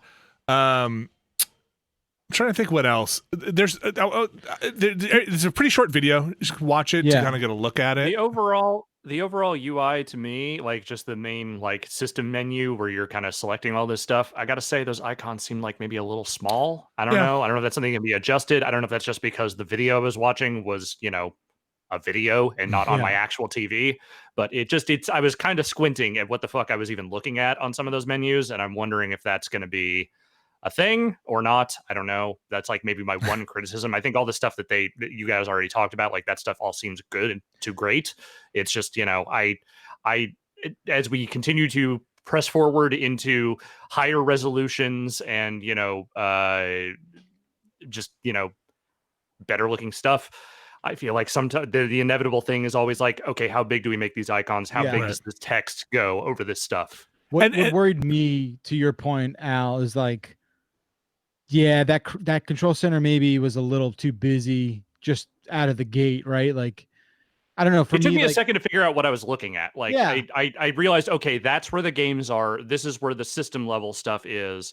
But like, it just, like looking at it at a glance, it was just kind of like, there's a lot happening here, and I need to discern this. Yeah, for me, especially that overlay, I was just sort of like, ooh, there's, am I going to scroll through like 11 cards that are all the same size that all, I need to, I don't know, maybe that gets better. We just don't know yet, but. Yeah. And also like on that little screen, like, most people will be playing on a TV, and maybe that stuff will be, have accessibility options where you can make that stuff bigger or smaller. That'd be nice for magnifying it. There's some other stuff that I didn't mind the UI. Yeah, I'm curious to get my hands on it, but it seems fine. I was glad it seemed like there was new stuff in it, and that was interesting to me. Yeah, I agree. The one really interesting thing was they'll open up a thing where a dev can mark something. My door just closed, but I think it's the wind. They can mark something as a spoiler so that you. I think that's kind of in there ish now. Is it? Well, there's some like stuff trophies. There's stuff where you can't take screenshots or video during certain cutscenes, but right, but you're right. If they deem this was taken during a, sorry, I didn't mean to jump on your thing, but no, yeah, you totally fucked my shit up. But I feel like the idea of like someone in your party not being able, or at least trying to share something with you, and then something pops up where it's like, Jeff, that's like the cutscene everyone's talking, like. Yeah. I don't know. Maybe there's a shattered past with that in Sonic. I don't know. There's some other stuff that's rolled out that was not part of that UI video.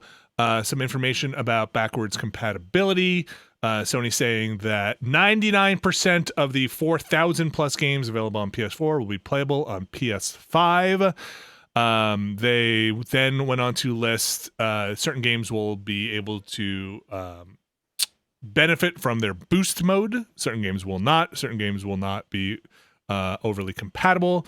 Some of the games that are not going to be playable will have a label that says playable on PS4 only, including Afro Samurai 2, Hitman Go Definitive Edition. It's so like I want to know why some of these. I'm sure it's a variety of reasons. Shadow Complex Remastered, and a few others. Those are the ones that kind of stuck out to me.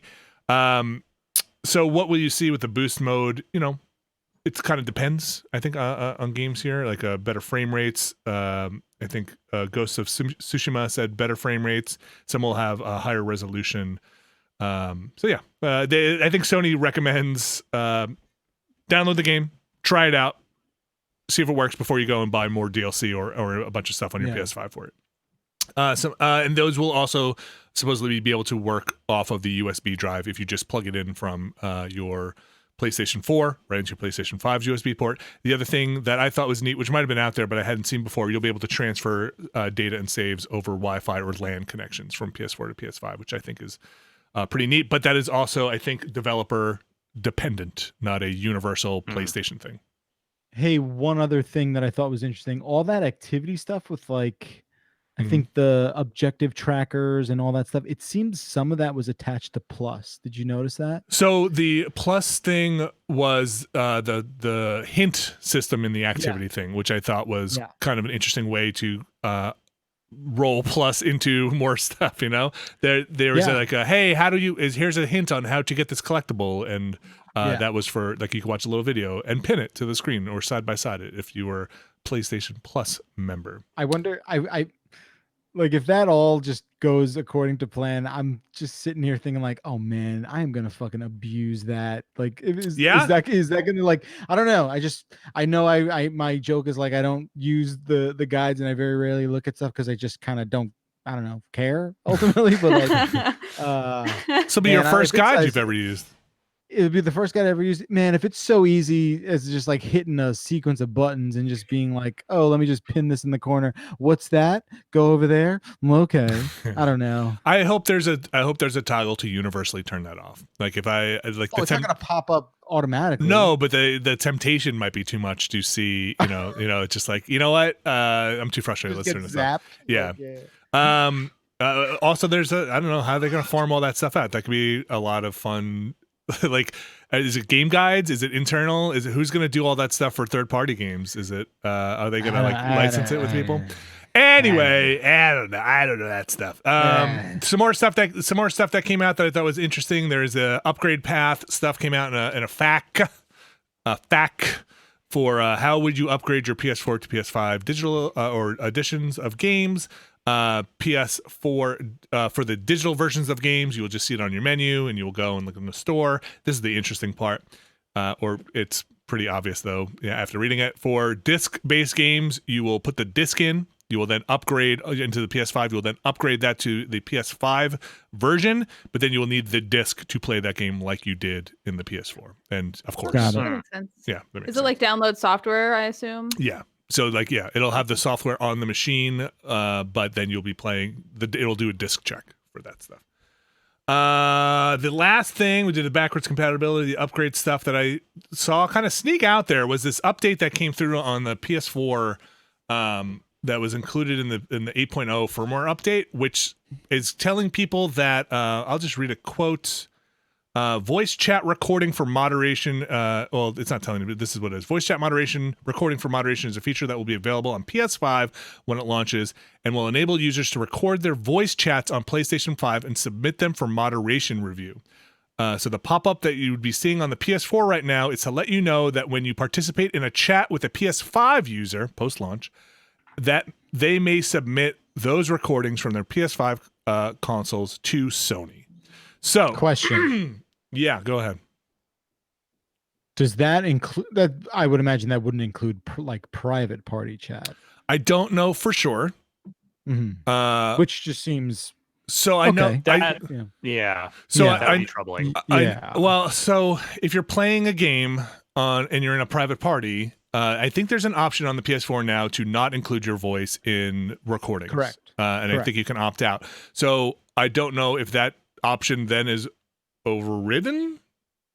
I would imagine that it allows you to like go back and DVR, like something heinous that was, spoken in the public game chat and use that as a reporting thing. I feel like that is what this is, right? Does that make sense? Yeah. Well, I don't know because I don't use enough of this stuff currently to know what the current state of things is.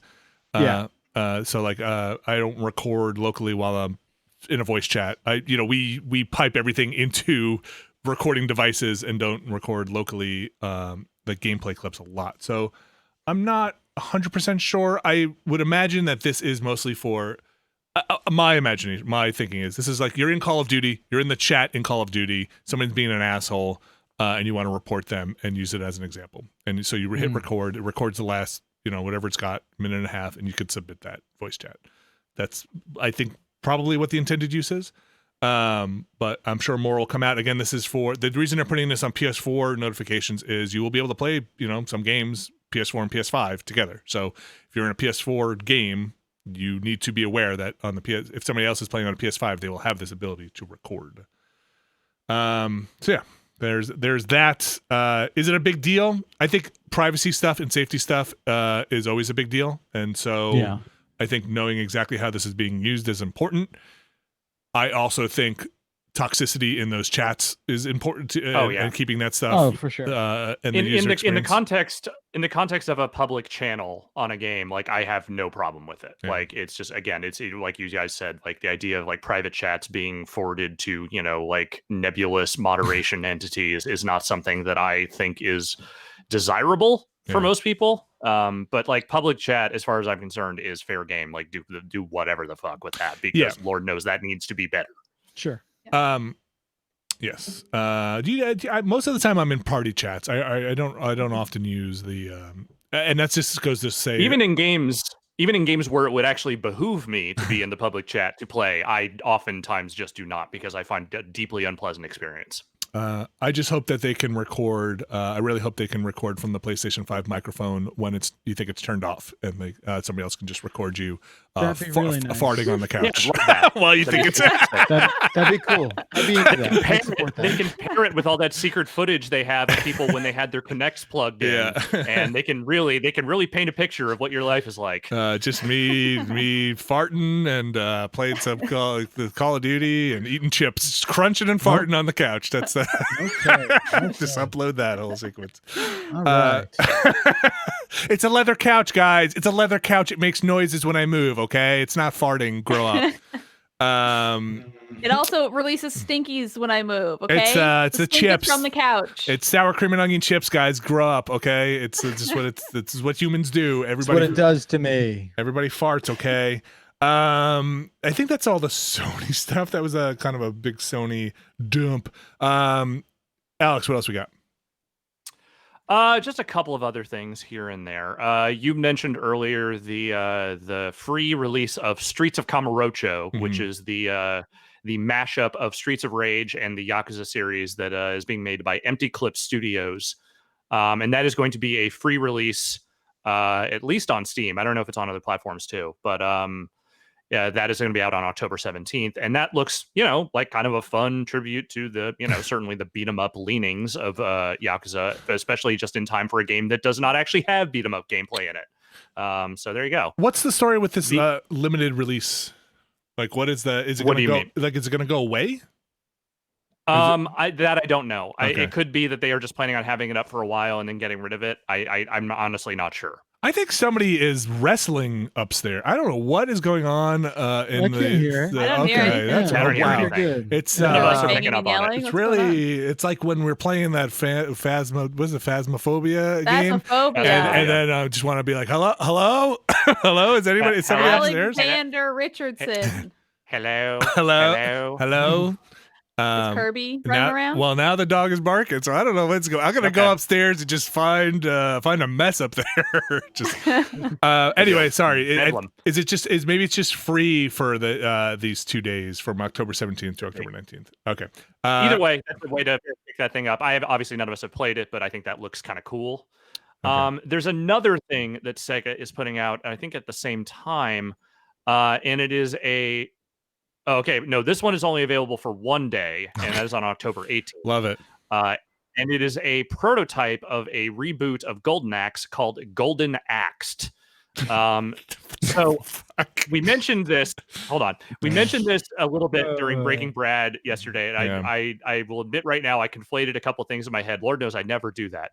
I thought this was a canceled game that I had heard of before, but it is not. I was confusing that with a reboot called Golden Axe Beast Rider, which did come out, but not in the US. Okay. It only came out in Japan and Europe, and it was apparently god awful. But I never played it. So this is a different thing that was apparently being kicked around at an Australian studio like about a decade ago. And it is a one-level prototype that they pitched as like a, hey, what if we made more Golden Axe? And then it never actually got picked up. So that is coming out for 1 day on October 18th. And I will say, just from what I can tell, at least one of the devs that worked on it was a little taken aback by it just kind of being thrown out there.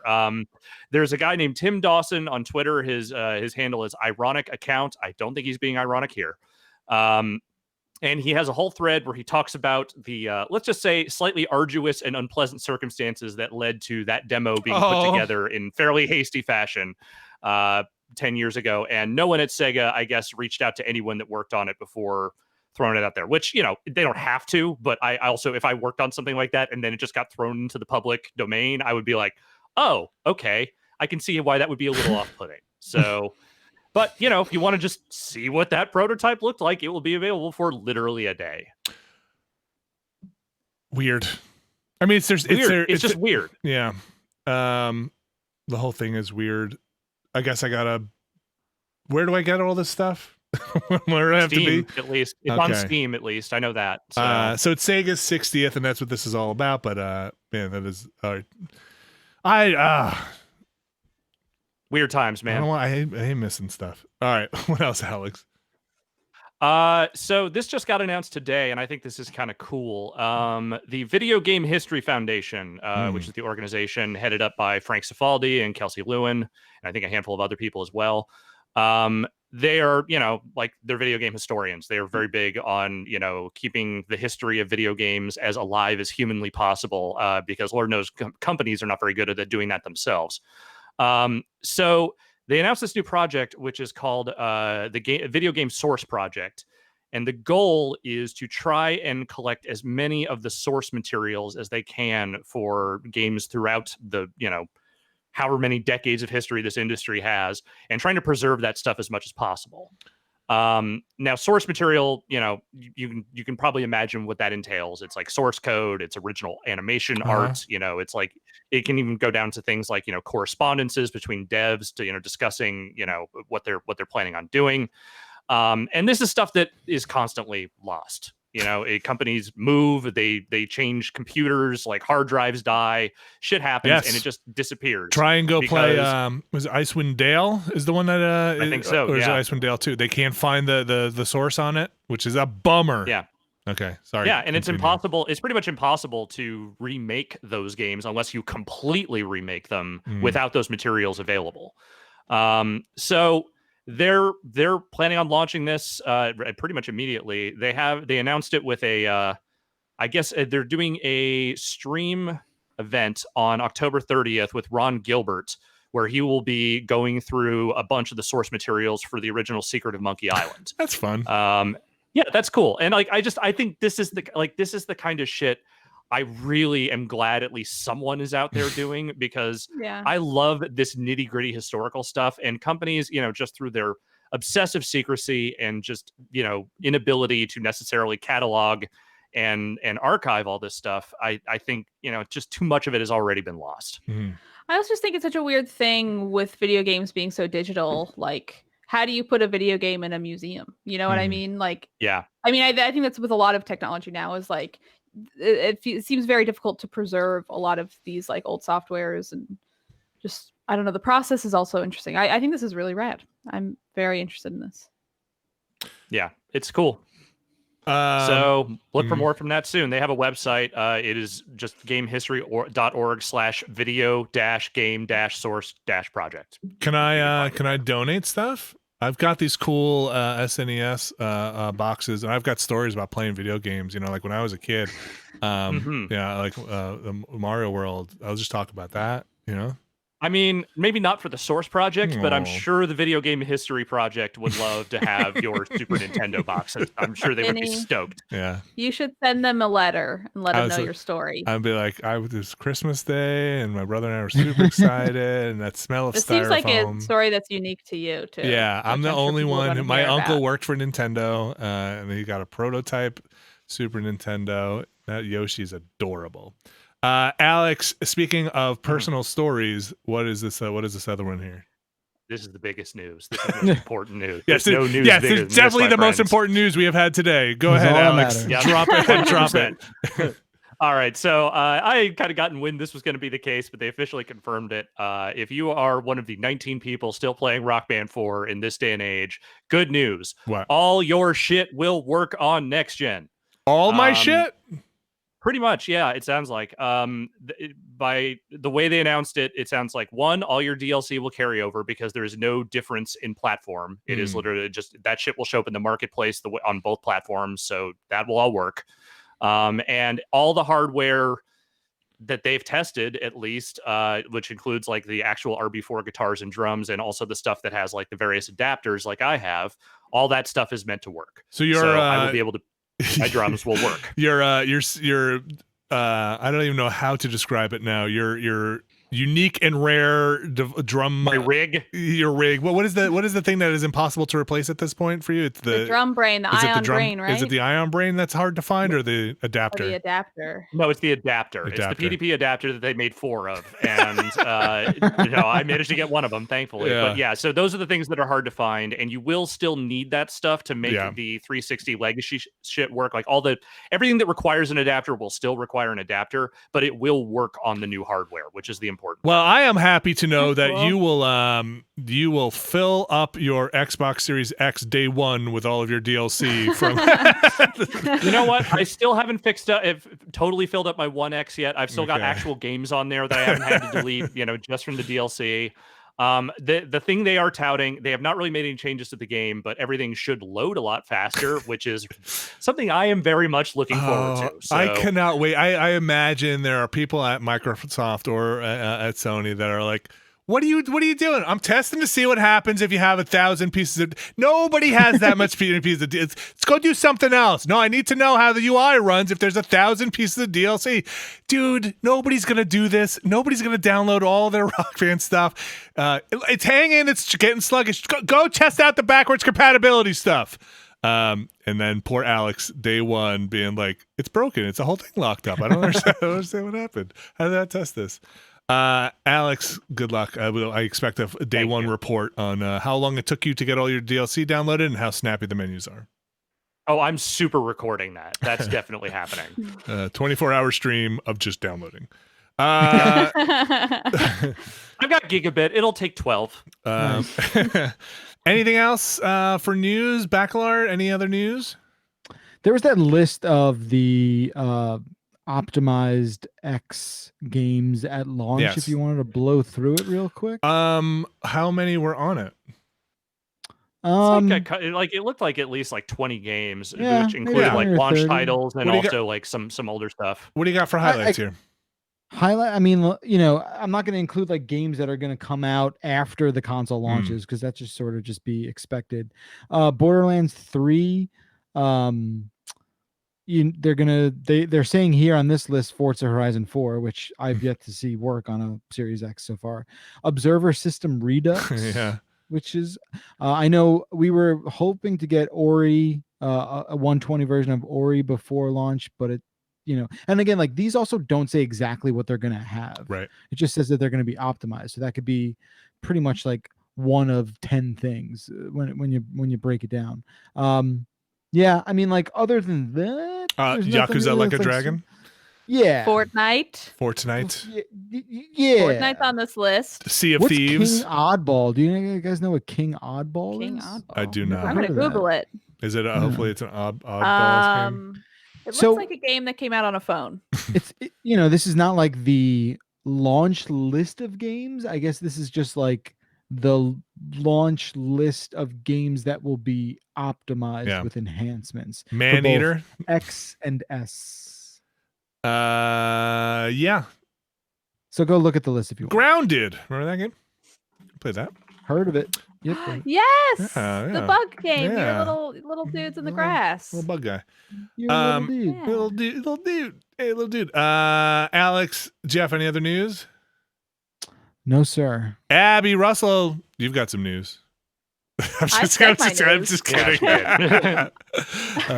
kidding. I want to go. We'll mention in each section and just make for the next 6 weeks. Just keep people on their toes. Should we go into the emails or take a quick break? Yeah. Okay. Sure. We're going to take a quick break. We will be back, folks. Stick around. We've got these emails coming up. Let me get the music. And here it is. All right.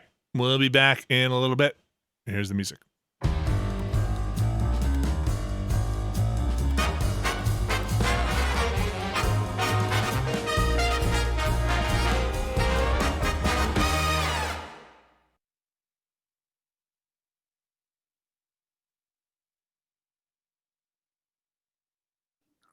And we are back, and it's time for emails. If you have an email, send it to beastcast@giantbomb.com. That is beastcast@giantbomb.com. I have an update from what was happening upstairs in the Caravel household.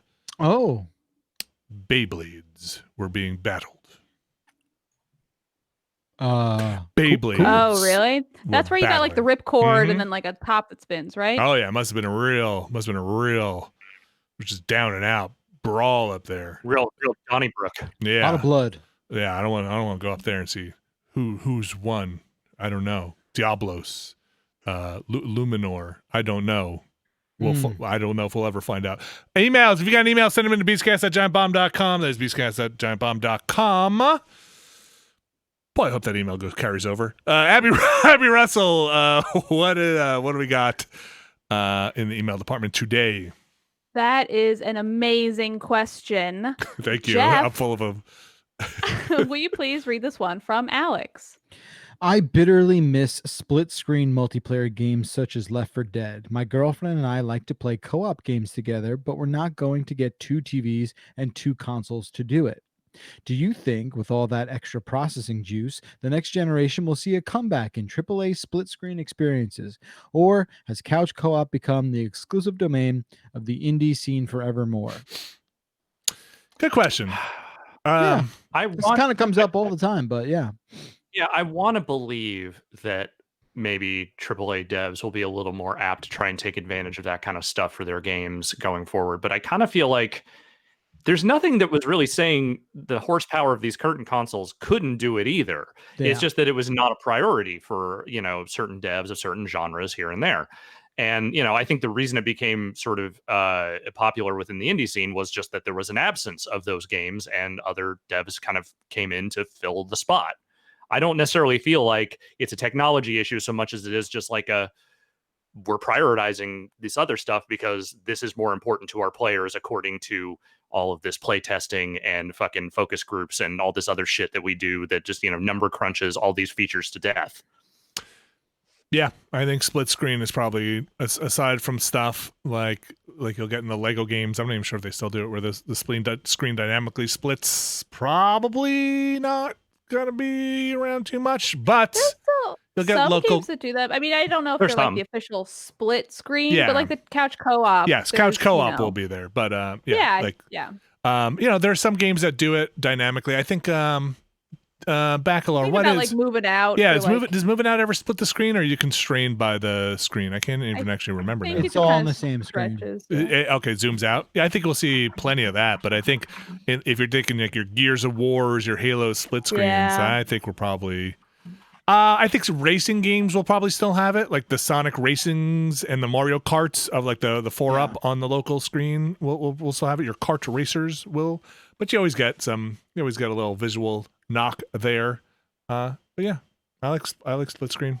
Put it in if you can. I would love to see it come back. Like I'm not poo-pooing the idea. I would love to see devs take more advantage of that and come up with novel co-op experiences for the next gen. It doesn't feel like we're there yet. Especially when we've never been more separate ever. True. Nice. I like it. Who sits on a couch with other people now? No one. Doesn't happen. What's a couch? Oh, now with your friend. I love couch co-op. I mean, I feel like it's usually the games that have it are designed for people, like, for lack of a better word, who aren't like as into gaming. I feel like I think about stuff like Jackbox games, and I think about stuff like Moving Out that I can like be like at a family function and sit down with my dad and be like, hey, let's just play this game for 20 minutes. And he doesn't have to know anything about gaming or like be a gamer to enjoy it. You know what I mean? Yes. Mm-hmm. Yeah. What else we got? Okay, Vinny. Yes? You can read this one from Cameron, please. I would love to.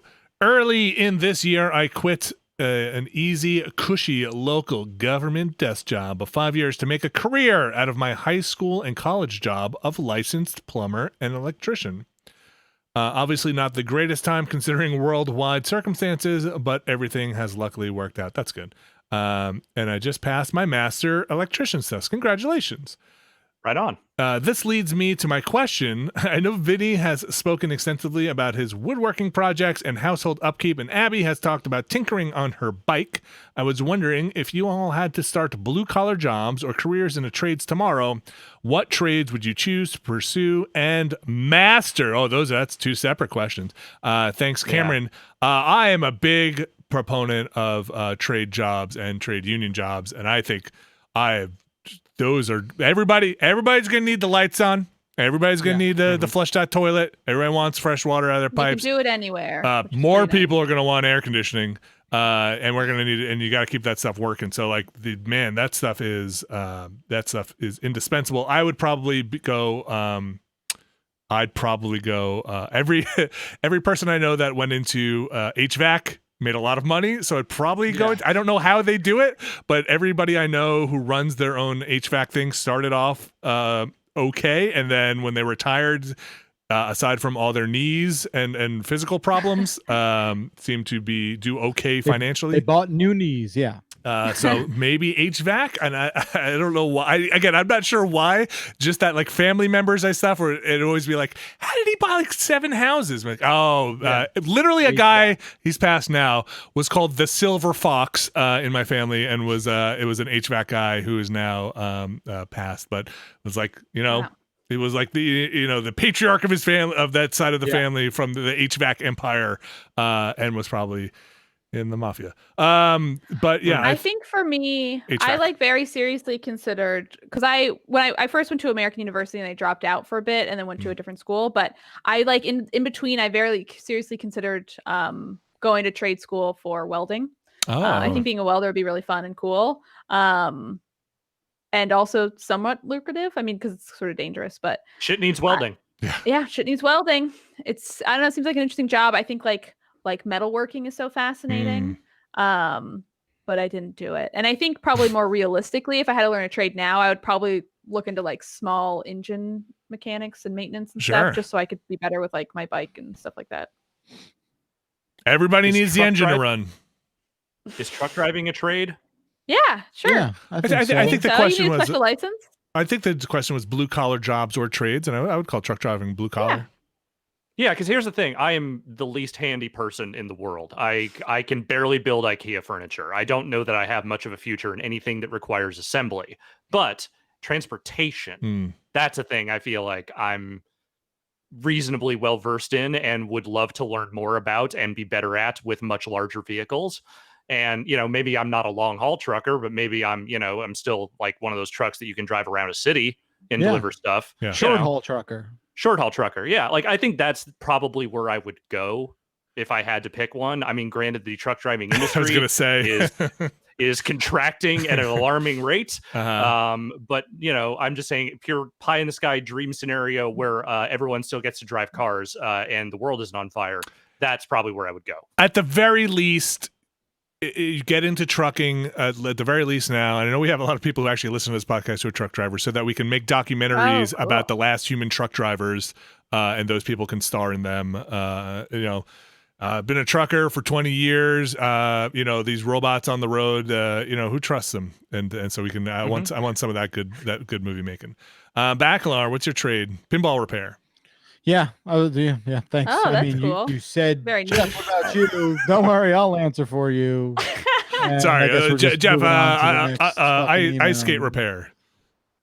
No, what would you? I mean, I learned so much about that it's like, yeah, I would lean into it for sure. You guys, I could solder now. Okay. Cool. Damn. Can you though? I feel like you got to make sure those joints aren't cold. You got to make sure they last. Are they going to split apart? No, I want to get called up again. Cold up? I support it. Yeah, I want it to break later, so they have to call me back. That's right. Be like, called up. Yeah, you get work down the road. That's right. Now you know how to do this. You got to put those parts in that'll break on purpose. Self-destructing solder. Everyone knows that.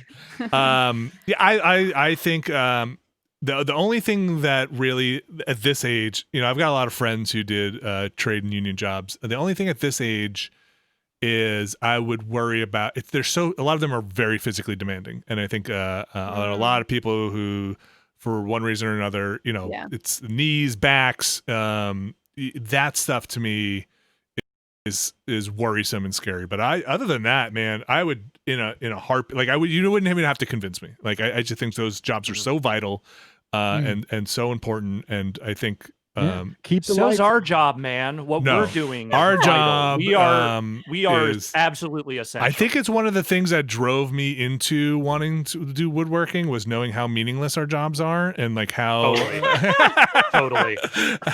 how just like I need to make something that is when I look or turn around I can put a drink on it or We something. make haha funnies on the internet. We try to. No one does that. Yeah. Well, on that note, Alex, do you want to read this one from Andrew, please? Sure thing. Andrew says, what time from your lives would you like to rewatch but presented as a cool montage? Whether it was a grueling situation that pushed you to your limits or a period of time in which you gradually improved at or overcame a monumental task. Most importantly, what fist-pumping, feel-good song or other genre would it be set to? I just want to see 1996 to 2006. I just want that. Damn. 10 years. That's a Yeah, I want to relax. How long is this okay? montage? What? How long is it? You only got 3. It's probably like a 20-minute montage. I don't No, know. you only got 2 to 3 minutes. Montages are like 5 minutes. Yeah, maximum. it's the length of a song. All right. Break it into 5 minutes. I don't care. I just don't remember those years very clearly. I see. That's for me, that's high school, college. And then when I would dick around after college and like tour and do stupid shit. So Jeff, not to throw shade at you right away here. Go for it. Did you accomplish anything in that time? Yeah, I graduated high school and college. That seemed to kind of just be going through the motions a little bit, but like I did a lot of fun like filmmaking stuff. I went on tour a bunch. I did a bunch of Warped tours. Like I was doing stuff. Well, so I definitely want to like remember all that, and I want to remember like my senior year of high school in a way that I just kind of don't. What's your song? What's playing underneath? Some maybe like. I don't know. Less than Jake's song is playing. No. It should be better. It should be like maybe like an 80s Rick Springfield song or something. Like okay. Something 80s. Something 80s. Yeah, for sure. Abby, do you have a montage moment? I think what I want my montage to be, I want it to be something really underwhelming. Like I want it to be me making like a mac and cheese dinner, one of the few things I know how to make. And like it's a montage, you got like this big hype up music, and then you just see me eating it in real time to total silence. And I'm just like, it's fine. Like no music or anything. It is just No, you can kind of hear the TV in the background, but that's it. So something but the like montage, there's music and it's like hyped up. Yeah. And then it's just me eating mac tearing open the cheese packet and like dust going slow motion. I don't do the dust. I do the Velveeta. Come on, Vinny. Oh, you don't do the dust? Huh. Ugh, no. Kraft is gross. Velveeta's delicious. I do Velveeta. There's a whole newsletter about this. Velveeta, but you gotta add in your other cheeses. And I like Brussels sprouts. Although I've been really into roast and broccoli with some cheddar on top. Maybe I'm not reading the newsletter, but I'll watch the montage. Alex, do you have a montage moment? Yeah, probably. Maybe the 24 hours of drumming thing condensed down into 3 or 4 minutes would probably be fun, but also that would be hard to do because it's all music, so you can't have one montage song really. I would maybe do the one where me as a teenager spending literal years trying to do anything on a skateboard that isn't just rolling forward. Just endless beefing it, nonstop road rash, just constant injuries. And then at the very end, the big triumphant crescendo is I do an ollie while moving. That's it. That's the achievement. I did it. I did a trick. Do you have a song that goes on there? Oh, I don't know. Anything from the Tony Hawk soundtrack is fine. Sure. Police truck. I don't know. Whatever. There you go. Ticks the boxes. I don't really have one. Maybe as a montage of me receiving from the very first masterpiece transformer behind me, a montage of me trying to put them on the shelf that starts off think of it to like a Hall of the Mountain King, something that starts off very slow and then gets faster and faster and faster until I'm just getting the thing out of the box and putting it sideways on the floor because now I just need to have them and have no more room for anything. They've taken over my. I love that. ends with me opening me a closet door and they just fall on me, and then the end. And you transform into a crushed person. And then I Transformers. And then I finally transform into a car and roll out. The things own us. We don't own them. You know what I'm saying? Well, shall we move on to the next one? Sure. What do we got? Okay, Jeff, will you read this one from Dan from Oakland, please? You know that thing in biopics where the real life subject of the film has a cameo, like in the beginning of the movie Wild, Cheryl Strayed, who wrote the memoir it's based on, is the lady giving a ride to Reese Witherspoon to the start of the Pacific Crest Trail. If there was we all saw that movie. Yeah, that's like that is quite. It's the one everyone points to when they talk about biopics. Really, what would you want your own cameo to be? Salesperson at a GameStop, pinball repairman, artisanal drumstick craftsman, an Autobot. Well, we kind of just did this. Didn't we? For us, didn't he? I think for me, I don't know. I would love to be someone who dies in a stupid way in a movie, but I think for me, I want like my character's living her life, the Abby life, like Sandra Bullock playing it probably. And then in the background, you just see detectives near like a body, like a corpse, trying to figure out what happened. While like whoever's acting as me is just going about their day, just kind of maybe notices it, but like it's just happening in the background. And are you the detective or the okay, you're the corpse. Okay. Corpse. Yeah. Okay. Some artistic license may have been taken. You know that part where you walked by a crime scene and didn't stop. This happens to me all the time in real life. Does that happen to you? I'd probably like want to be pretty early on somewhere in my life that was some bad thing that happened, like I was in one of my job in the .com boom, and that company went under.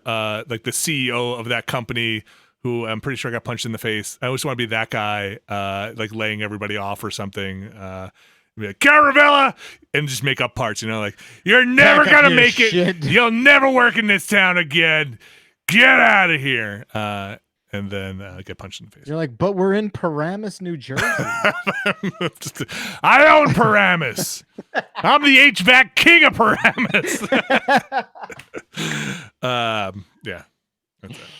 I think for me, I would want to play one of the people that, like, whether they were there for a second or had more than one scene, were there at an inflection point where I was like, well, this needs to change. Life needs to change. I need to diverge from whatever the hell path I'm on right now.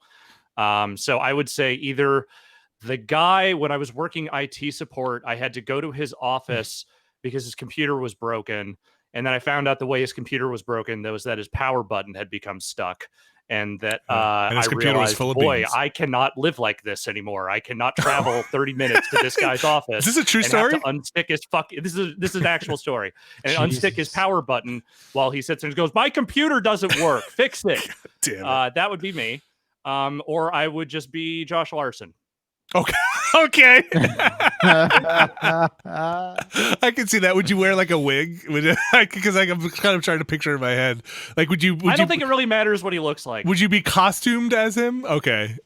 I mean, so would I put on khakis and a doofy grin? Yeah. Okay. Yeah. There's my costume. Nice. I like how we've got a theme going here. Bacalar. What do you have? Is this in your forgotten realms of the 90s to early 2000s? Well, then I can't really place it, can I? I don't know. I don't know. Like, I read this email before and I was just like, man, I don't like, there's a part of me was just like, oh, you should play the celebrity everyone thinks you look like in the biopic about you. That would be so funny if like you go to like the CNET party and you're there as Macklemore, and then later on you're like walking down Hollywood Boulevard and then you're like, it's Seth Rogen, and then it's you. That would be so funny. Yeah, that'd be hilarious. I feel like you're acting like I've insulted you. No, you should be Seth Rogen, but you should come up to you and be like, hey, I don't know Seth Rogen's right. Hey, you're really gonna make it. This guy, you keep with it. That's a good Seth Rogen. Do a Seth Rogen, Jeff. That's not Seth Rogen. That's Buffalo Bill. Yeah, I don't really have a Rogen. I haven't really tried it ever before because it's like, why would I? It's a fucking nightmare. Why would I like go? Why would I lean into it? Do you think Seth Rogen knows who you are now because of No. this? Do you want to play No. Fortnite with Seth Rogen? We can make this happen. No. Okay. No, like, you know, I don't, you know, he seems like a fine dude. I'm sure we'd get along, but I don't know. Yeah. I could see you playing in a, I don't know why this is so clear to me, a biopic where you play like a devil and angel of yourself on a shoulder, where you're like thinking about something and like there's like one of you turn to and like it's the actor and then it's like you on the shoulder being like, hey man, you should really get another pinball machine. And then, the other guy, is like, This is not what the question asks. well, this happened in real life, and I assume that you would want yourself to play those roles. I'll never. Yeah. Okay, what if you're playing? Okay, it's late at night. You're partaking of whatever you do at late at night, and you're playing that your haunted clown game, and you Jeff Baclar are the haunted clown with the pinball I don't know. machine. I just feel like everything you think of doesn't need to come out, and we have to hear that because it's just crazy to me. You're talking to yourself and trying to make life decisions through the clown. I'm still traumatized by the notion of like having to study Seth Rogen's face and voice and mannerisms and like that's enough. Method man, you're the method man. Do we have any more emails? Oh no, sorry, nope. Wait. Okay. Yes, we do actually. Oh. I don't remember the last one, so Vinny, you can read this one from Mo. Sure. My dad was a grade 5 and 6th teacher, also known as a 5th and 6th grade teacher. And his students knew that if they ever wanted to sidetrack him from a boring lesson, they just had to ask him something about cricket. And he'd gladly blather on about it. Boring history went right out the window. I was reminded of this when I was reminded of this when Vinny answered the question about 4K streaming on the last episode and quickly rattled off some tech talk that sounded like he could expound on it for hours. My question is this: what topic will get each of you to drop any current topic of conversation or task at hand in order to discuss it? That comes from Mo from Sydney, Australia. Yeah, kind of know that. Yeah, we can probably answer it. I'll answer it for Bacalar. You enjoy the obvious is pinball. It's an easy answer. But I think also now keyboards. I think you keyboards for sure. Keyboard, yeah, big keyboard guy. Yes. Some puck talk. Craft beers. Sure. I think you'll talk about craft beers. I think Alex at music. I think you talk a lot about enjoy music. I think perform. We're really just rattling off our interests at this point. That's what it came to. That's what this is. Hey, look. Kudos to everyone who sends in emails figuring out a different way to answer and ask this question because you fool us. That's I think the thing here is that like, what are some stories that could actually trap you? Like if you were like trying to, hold a conversation, hold a lesson, and then someone's like, well, what if you told us about this again? Right. And you would just immediately fall into that trap. And I think for me, music is certainly one of them, but I think if you were to ever ask me about anything that went on in like the 90s punk and ska scene, oh brother, you're going to be there for a while and you will learn nothing. Okay. Yeah. Okay. I think for me, this is very specific, but I think if it's like someone mentions a show I just recently finished or something, and I'm like itching to talk about it, it's like, this conversation's done. We are just talking about the show now. We got to discuss it. Anyway, has anybody seen I May Destroy You? Because I just finished it and I would really love to talk I have not watched it yet. What's it called? Anyway, I May Destroy You. Oh, okay. I May Destroy You. It's kind of heavy, but it's great. I loved the ending and I would love to speak to anyone about it. Okay. But anyway, that's my thing. I think, there's lots of stuff I could just go off on. But I think if you want me to be like, okay, this conversation's over, we're just talking about this, it's probably going to be like, oh, this is the last thing I watched and I want to talk about it. Oddly enough, if I'm in a conversation and somebody wants to talk and it's not in a work situation, I rarely want to talk about work or video games at all. That's fair. That's fair. Like when we do back in the day when you used to meet people that were new and be like, oh my gosh, what are you doing? I kind of try to dodge it to not have to talk about work. I mean, like, just kind of boring video production stuff. Don't worry about it. Oh, really? Yeah, it's not really. Because then it's like, oh, I love games. Like, I don't. Let's move on. Yes. Oh my God, yes. It's what's worse. I don't know if you guys get this, but I'll do that thing where I'm like, oh, I'm like vague. They're like, so what do you do for work? Or like, what's going on? I'm always vague about it. Then it always leads to more questions. And I don't think I've totally nailed the like find a one-word answer that gets people to be like, okay, next thing. The answer to that is I do this. What do you do? Oh my gosh, that is so interesting. The trap I constantly step into is the one where, someone tells someone else what I do for a living, and I'm trying to be quiet about it. I'm just like, yeah, no, I do this, what have you. And then they ask a question.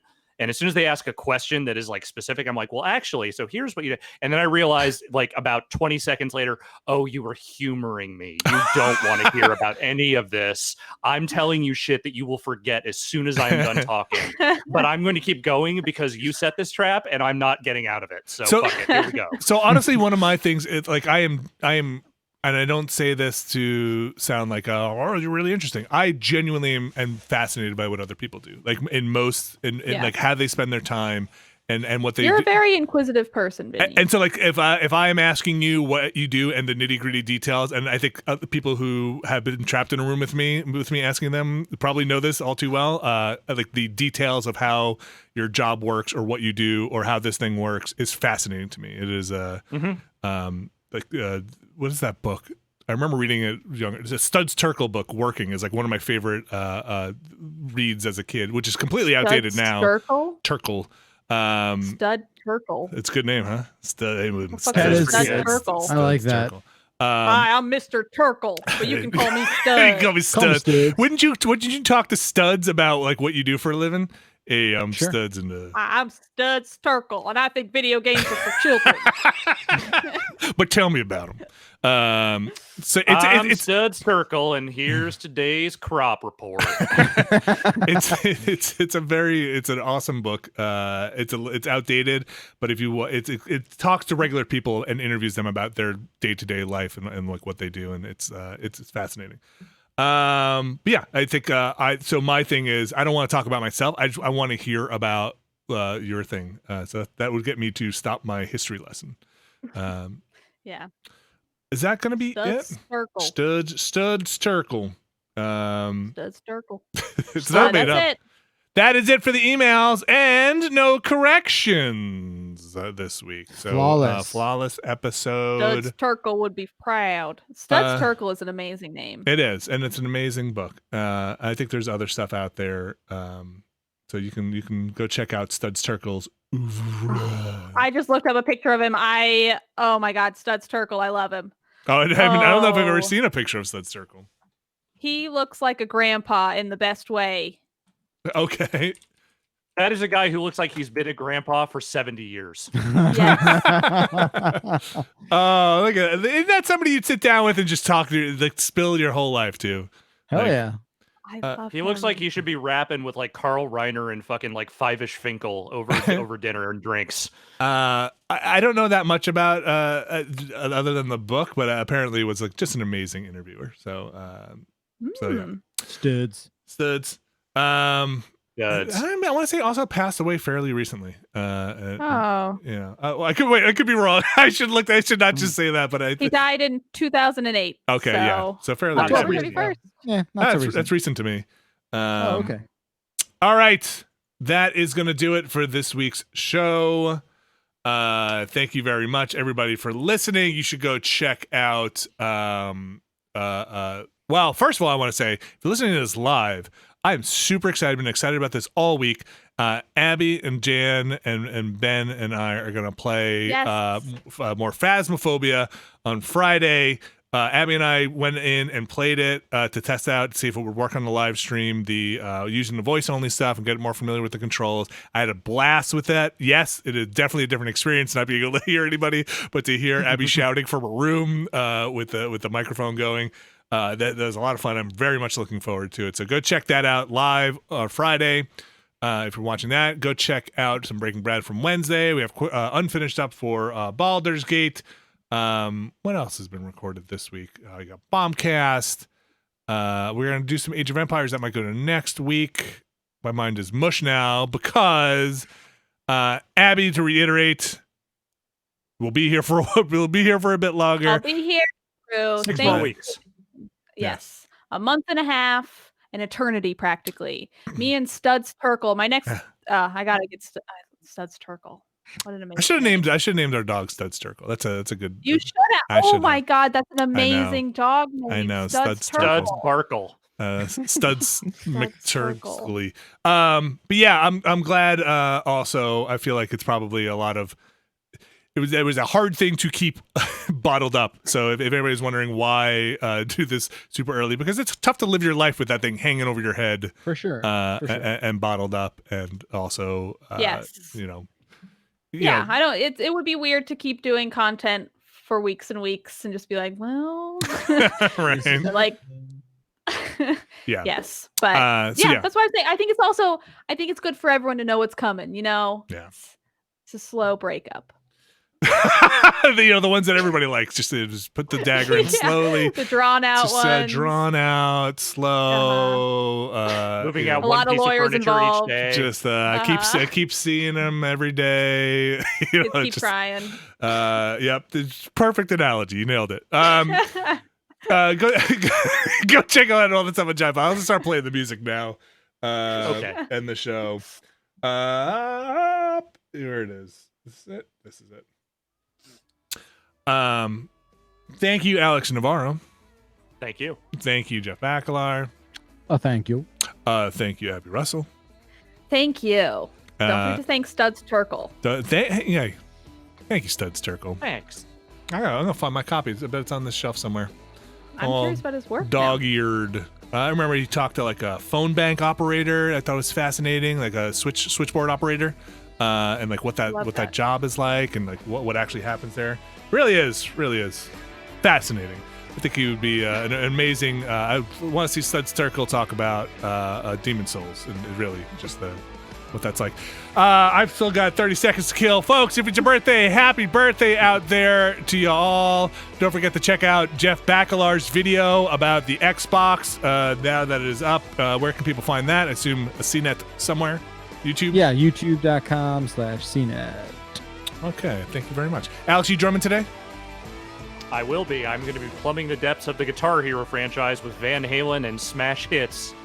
Van Halen and smash hits, folks. This is Giant Beastcast. Thanks for listening. We'll be back next week.